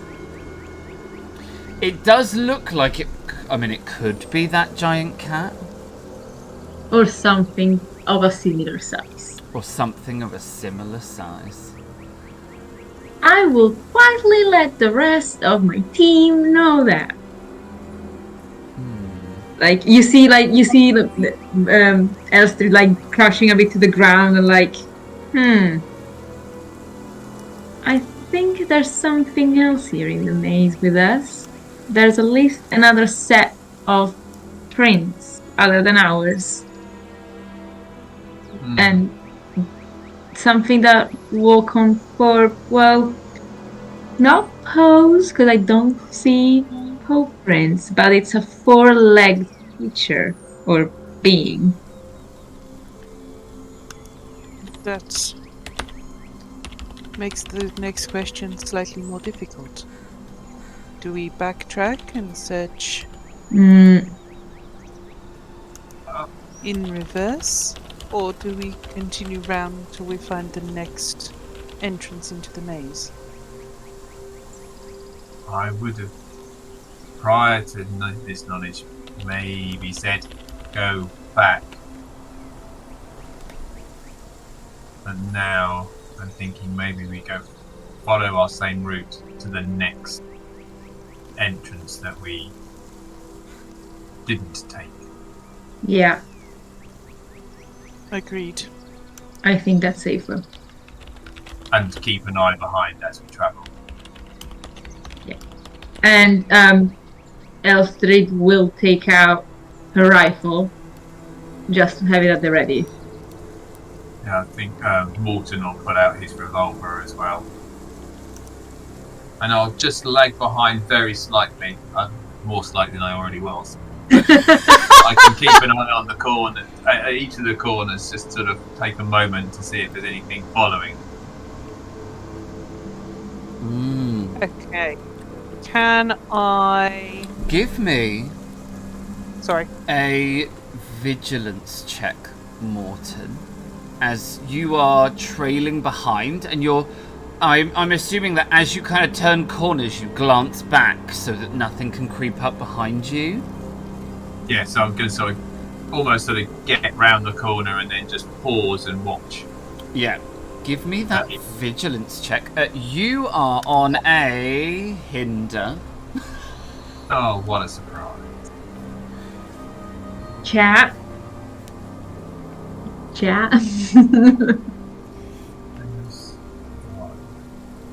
Oh, this is from way earlier. Oh, Hey. nice.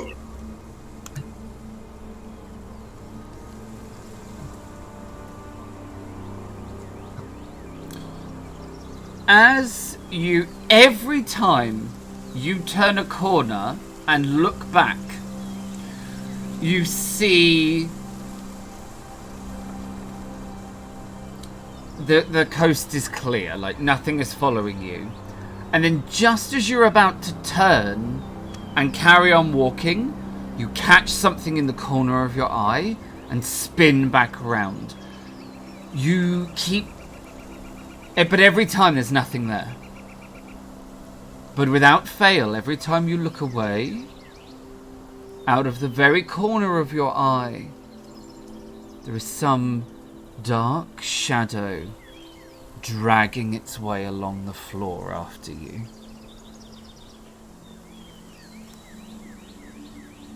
Okay, I shall relay to the group that we are indeed being followed by something, but it's not visible per se If you look, it's not there. But there's definitely something shadowy following us. This is not good. No. Can I have a 1 here? And then an arrow pointing up this way. Okay, you want an arrow pointing in that direction. Yeah. And a number 1 here, please. And a number 1. We're now going to get into some sort of like insanely complicating like tracking system. Absolutely. It's not insane. It's very easy to follow for the moment. I Yeah. do believe that I have put it a 1 down, but I think it's disappeared under someone. Not under me for No. a moment. Oh, it's there. Oh, there it is. Look, that's not very helpful. So it just looks like one of my kids' drawings. That's better. Thank you.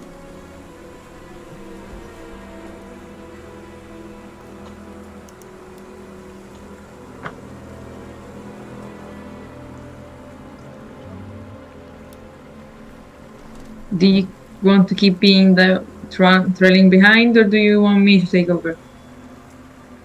I'm happy trailing behind, just keeping an eye on this dark figure as best I can. Okay. Whenever you want to switch, just let me know.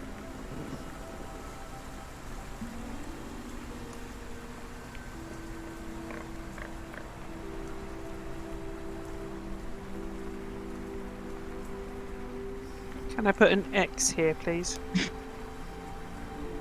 I was just looking at the same thing.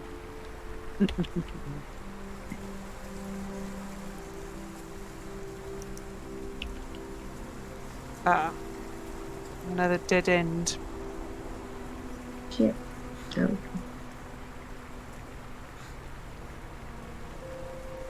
We are cornered.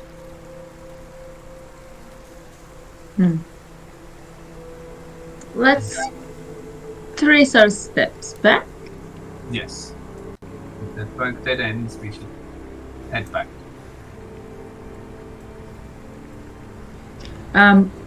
Lily, do you have a weapon? I do. As we walk, I delicately lift my skirt up, and I have a thigh holster. And I pull out my little revolver. Fair. Thus, where my name starts to originate from.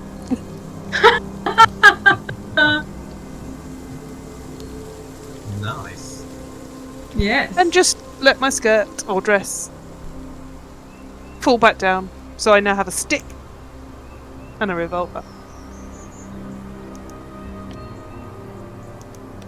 And it's all done complete, natural, like that's exactly where anyone would store one. I mean, why wouldn't you? If I had a revolver, it would be on my thigh as well. Absolutely. Well, I've got to look fabulous, and how else are you going to do it? I mean, don't get me wrong, when I did my cosplay for a ranger, I had my, oh god, what's the name of the thing that holds arrows? I'm blanking right now. Quiver. Thank you. I had my quiver attached to my leg instead of my back. It just Nice. makes more sense to me. Does to me. Okay.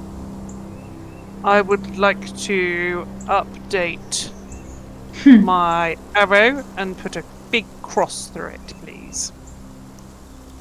So you're gonna like scribble it out with your foot and put a cross. Yeah.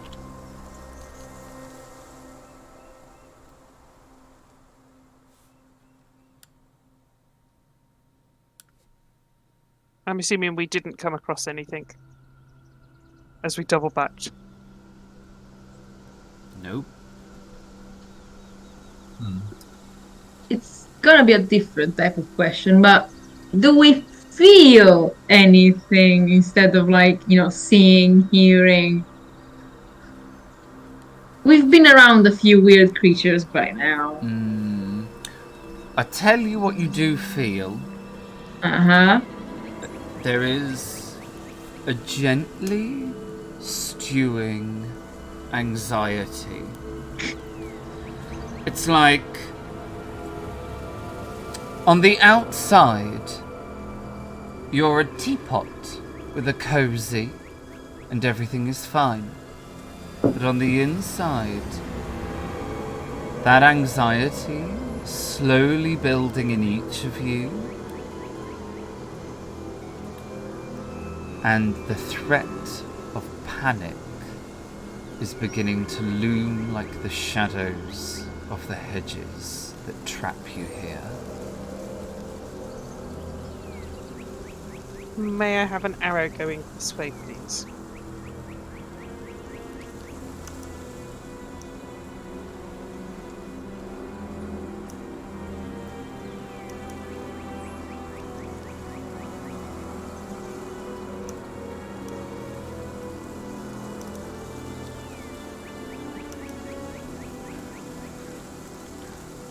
Dead end as I expected.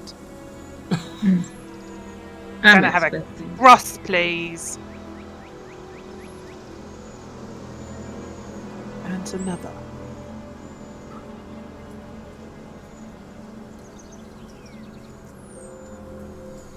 And again, I will scrub up my arrow and I'd like a cross, please.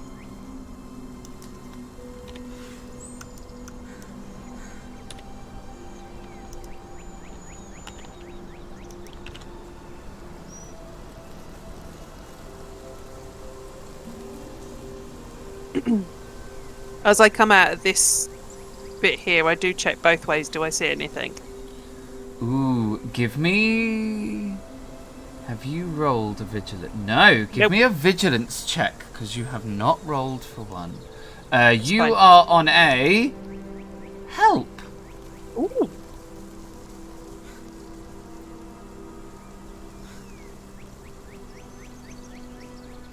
Oh, that won't do at all. I thought it was alright, actually. Ooh, nice. Okay. Yay! As you come out of this dead end and check both ways, you look right and the coast is clear. You look left and the coast is clear. But something... You get that feeling that something is watching you. And you spin around to look to the right. And for a moment, you're almost certain you see two large yellow eyes peering out of the hedge at you. But it's just a trick of the light. Uh-huh. It just gives me Alice in Wonderland vibes in the Cheshire Cat. I was thinking the same!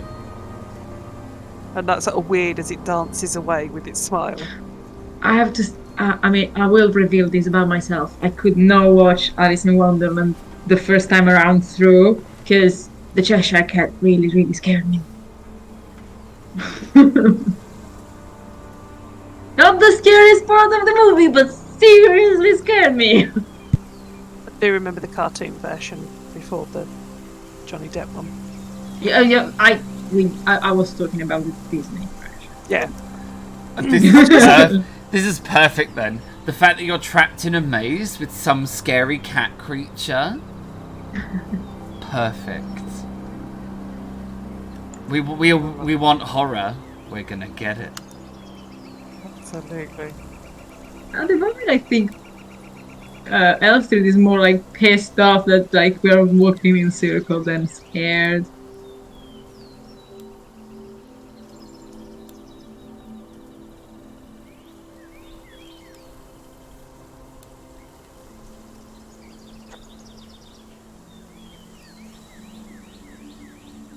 I'll wait for everyone to catch up again.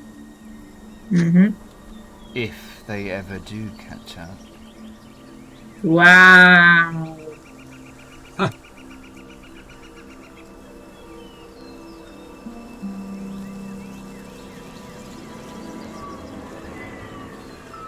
So Strickland, Scardy, Mm-hmm. Morton. Almost here. Right.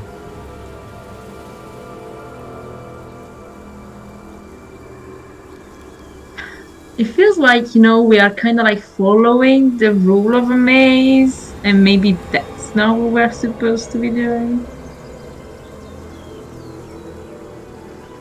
You know what I'm saying? Yeah, I think I know what you mean. Sometimes you have I'm to break. unsure about all these dead ends, whether we should be checking them out a bit more, whether there's any way through them all. I mean, we kind of been So through. what happened last time we tried to go through the hedge of a maze? I have no idea what you're talking about.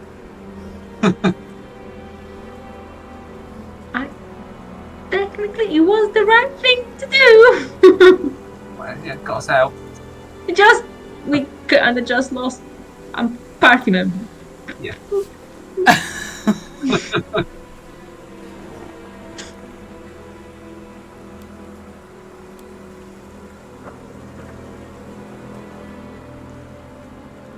don't remember there being much around this bit. No.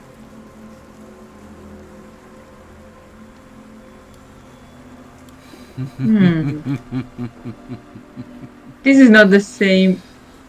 Ignore the cat. I have.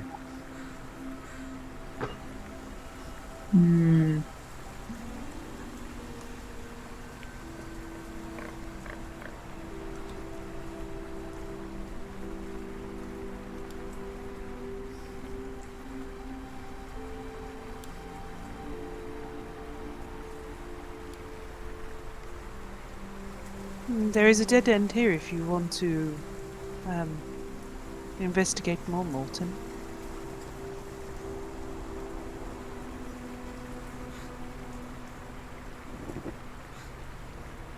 Yeah, I'm going to go into the dead end and then feel my way around and see if I just feel if there's any difference to the hedges in here. I know we spoke about it earlier, but can you push through the hedge? Can you go in, push into the hedge at all, or no? So you feel like if you were to try and force your way into these hedges, it would not be a nice experience. Okay. They would like savage you.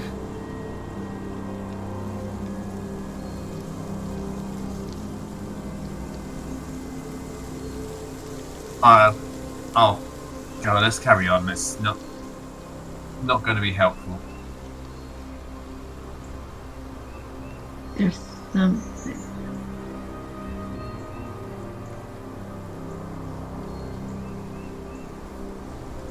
Does it look like the scraping of the whatever is following us? That is actually they actually went through everything that we went through the first time. No, good question. No, it's creepier than that. The scrapings follow you, but like when you reach a dead end, the scraping waits for you to come back out before it follows you again. So it knows the maze. Yeah. So Minotaur. Are there any of the scrapings that don't go? Do we notice that don't go the way we went last time? No, they have followed you. But it only follows your progress through the maze. So if you're going to walk down a dead end, it waits for you to walk down it and then come out, and then it follows you again. But it doesn't wander off without you. And there's no obvious wandering into the maze, if that makes sense? Or like its own entrance? No.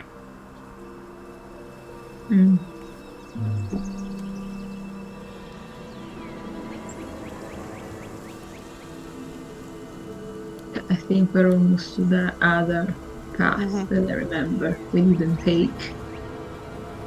To the path not taken.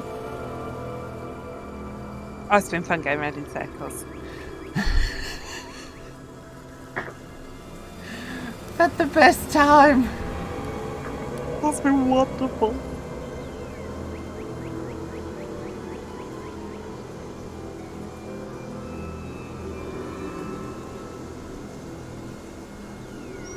Oh. May I have an arrow, please?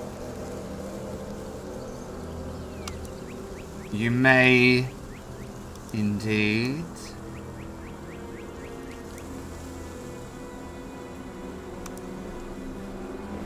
That was a very good one, actually. They're getting My better each time. Yeah, I was gonna say, our stick drawing's improving. Yeah, absolutely. Getting better every time you draw one.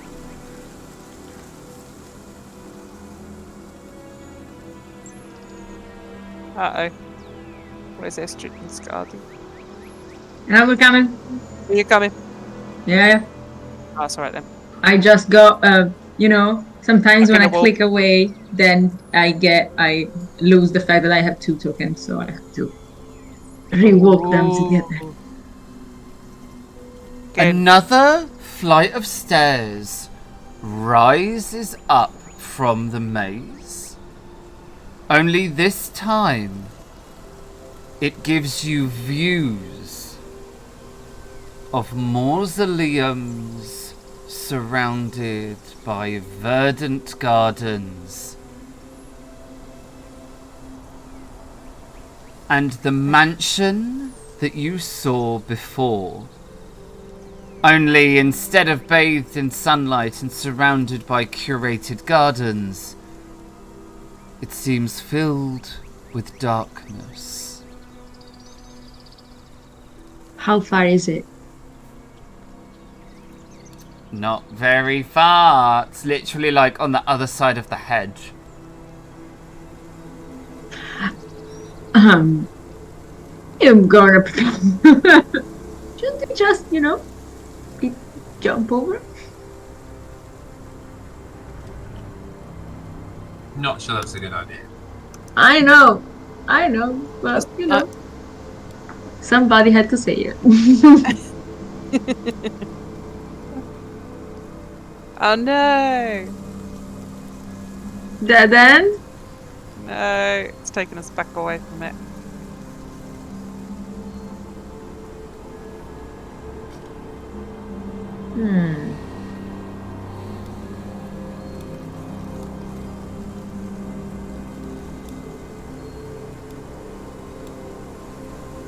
Wait for everyone to catch back up again.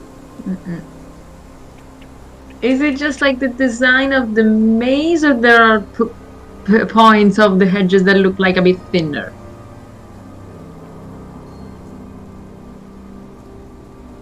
It is as you see.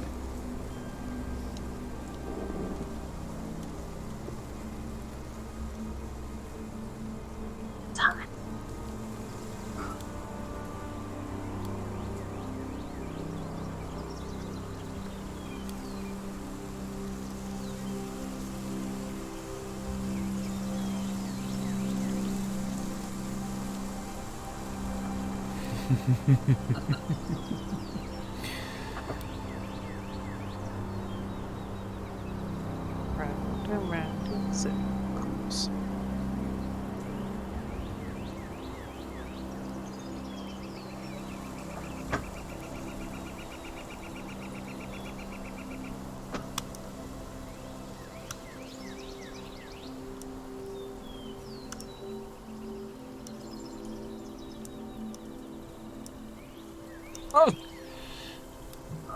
Whoa. As you... Oh, that's much bigger than it should be. As you come... Hey!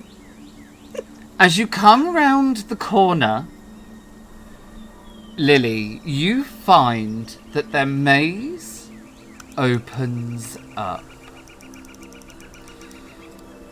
Instead of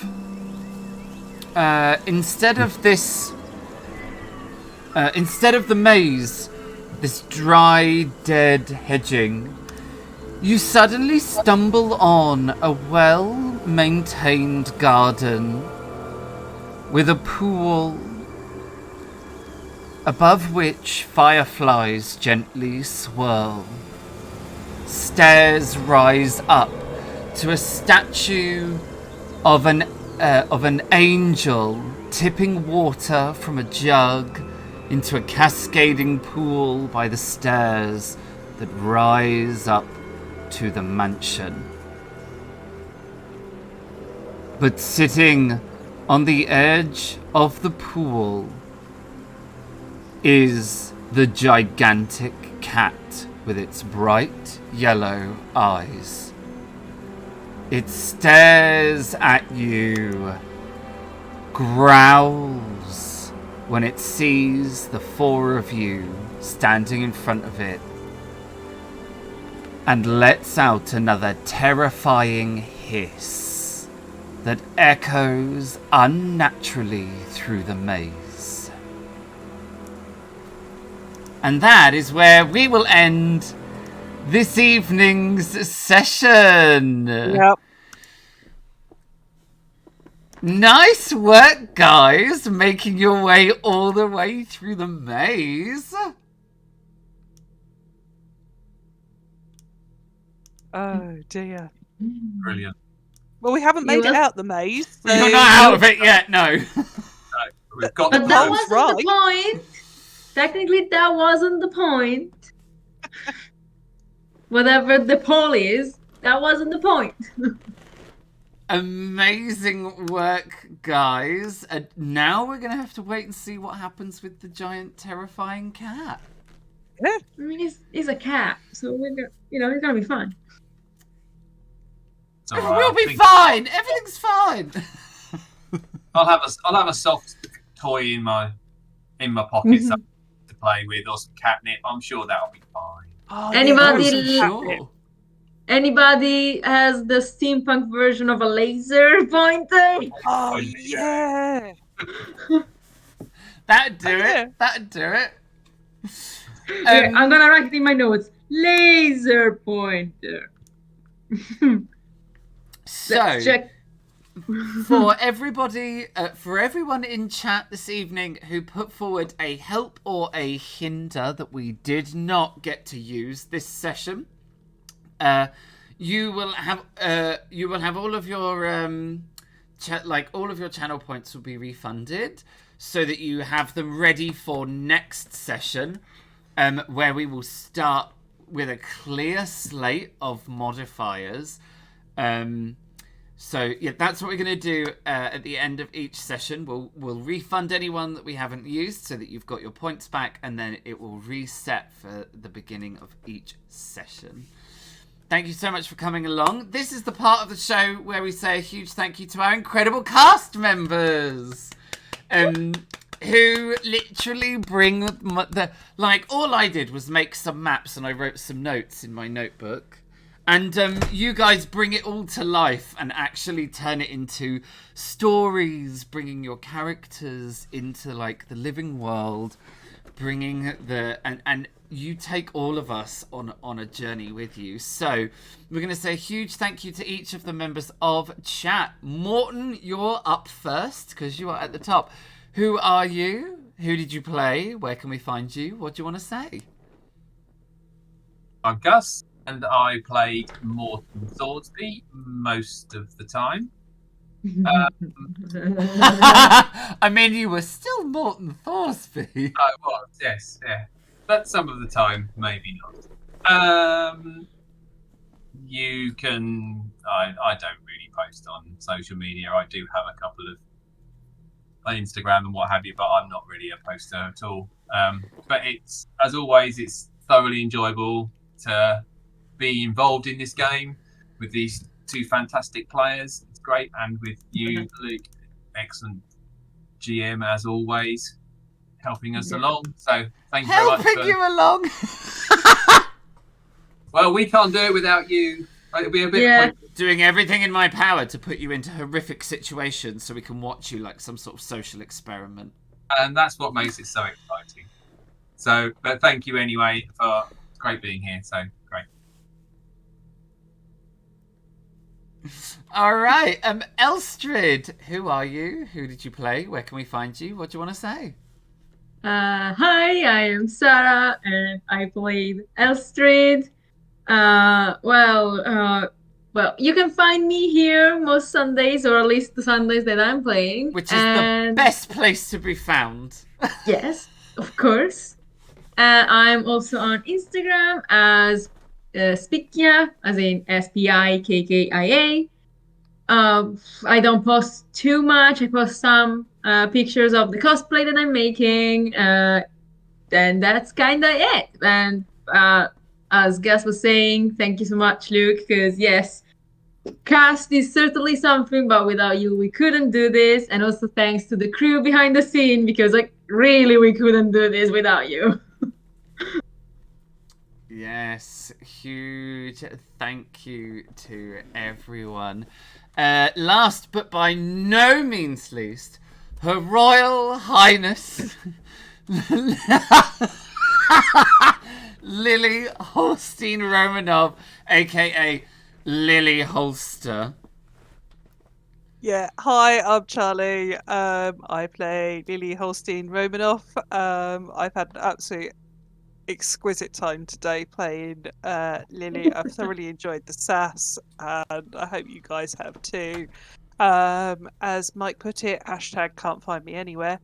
That is me in a nutshell. I just don't really appear on social media, so the only place you'll find me is here. So yeah, thank you, GM. Thank you to my two wonderful people also playing tonight, and thanks chat. It's been absolutely fantastic as usual with your helps and subsequent lots of hinders. Yeah, there were a lot of hinders. I guess I should. I always forget to do myself. I have to try and remind myself that I should probably tell you all who I am and who I played and blah blah blah. I am Loki. I was your GM for this evening, and I am the GM for the Society live stream. You can find me here, obviously, every Sunday when we are telling these ridiculous tales and having probably way too much fun. You can also catch me over on Grumpy Battersby's channel every other Thursday, where I play Flink the Hacker in the AD 2000 Judge Dredd campaign that we are playing over there. So if you want to come and see me as a player instead of a GM, do head over to the Grumpy Battersby's channel, where you can catch me being ridiculous and rude. So really no change, but like I do it as Flink instead of as the GM. I also want to say a huge thank you to our incredible crew this evening. So all of our amazing mods, we have a couple of incredible mods in the channel. Newtonus Mikey, give yourself a shout out, and Div and Ink, please give yourself a shout out as well. Two incredible variety streamers who you will see as cast members in some of our episodes, and when they are not cast members, they are our fabulous moderators, keeping us safe, entertaining chat, and all together causing chaos in the stream. Huge thank you to all of you for making the society not me in my office thinking up ideas, and actually this ridiculous project and Twitch stream that we do. So big thank you to everyone. We're going to head over to the credit roll. So we're going to say goodbye to our cast members. So big wave from all the cast. We will see you next week as we head on over to the credits. Here we are. On this side here, the credit roll is going to slowly filter upwards. These are all the incredible contributors to our stream. Links are also in the chat or down below if you're catching up on YouTube. Please do go and check them all out if you are interested in any of the resources that you saw in tonight's stream. You can go and engage those resources and get them into your game as well. I just want to say a huge thank you to the audience, you guys over there. Really, we would sit and play this game and enjoy ourselves and have the most ridiculous amount of fun. But we stream it for you guys so that we can share not only our passion for tabletop role-playing games, but also for storytelling in this format. And we want to share this journey with you, share our passion, and hope that you have as much fun watching us as we have playing. Episode 3 of Chapter 5 will be at the same time next week, so that's 8 PM GMT next week, where do come along to find out what on earth happened with the hissing of this rather mysterious cat in the maze. We are going to raid out now. I'm just going to sit here like a damsel in distress, helpless, while I wait for either voices in my mind to tell me where to go, or I get some sort of mysterious little message or note handed to me that lets me know where we're going to raid out to, because I am a, pro streamer over here. Oh, I've had a digital one this time. Oh, well, this is all very futuristic. All right, we are going to be heading over to Nerdworks Media. They are currently playing the Star Wars RPG. So we're going to head on over to there. I have to try and remember how to do this. /raid. Nerdworks Media. Let's hit that button. Yeah, and the raid has been created. I'm going to say one last huge thank you to everybody that came along this evening. I hope to see you next week for more of the society. We are very grateful for every single one of you coming along and enjoying our stream. Or maybe not enjoying our stream, I don't know. We're going to raid out now. So thank you once again. Have a great week. And we will see you on Sunday for more of the Society live stream.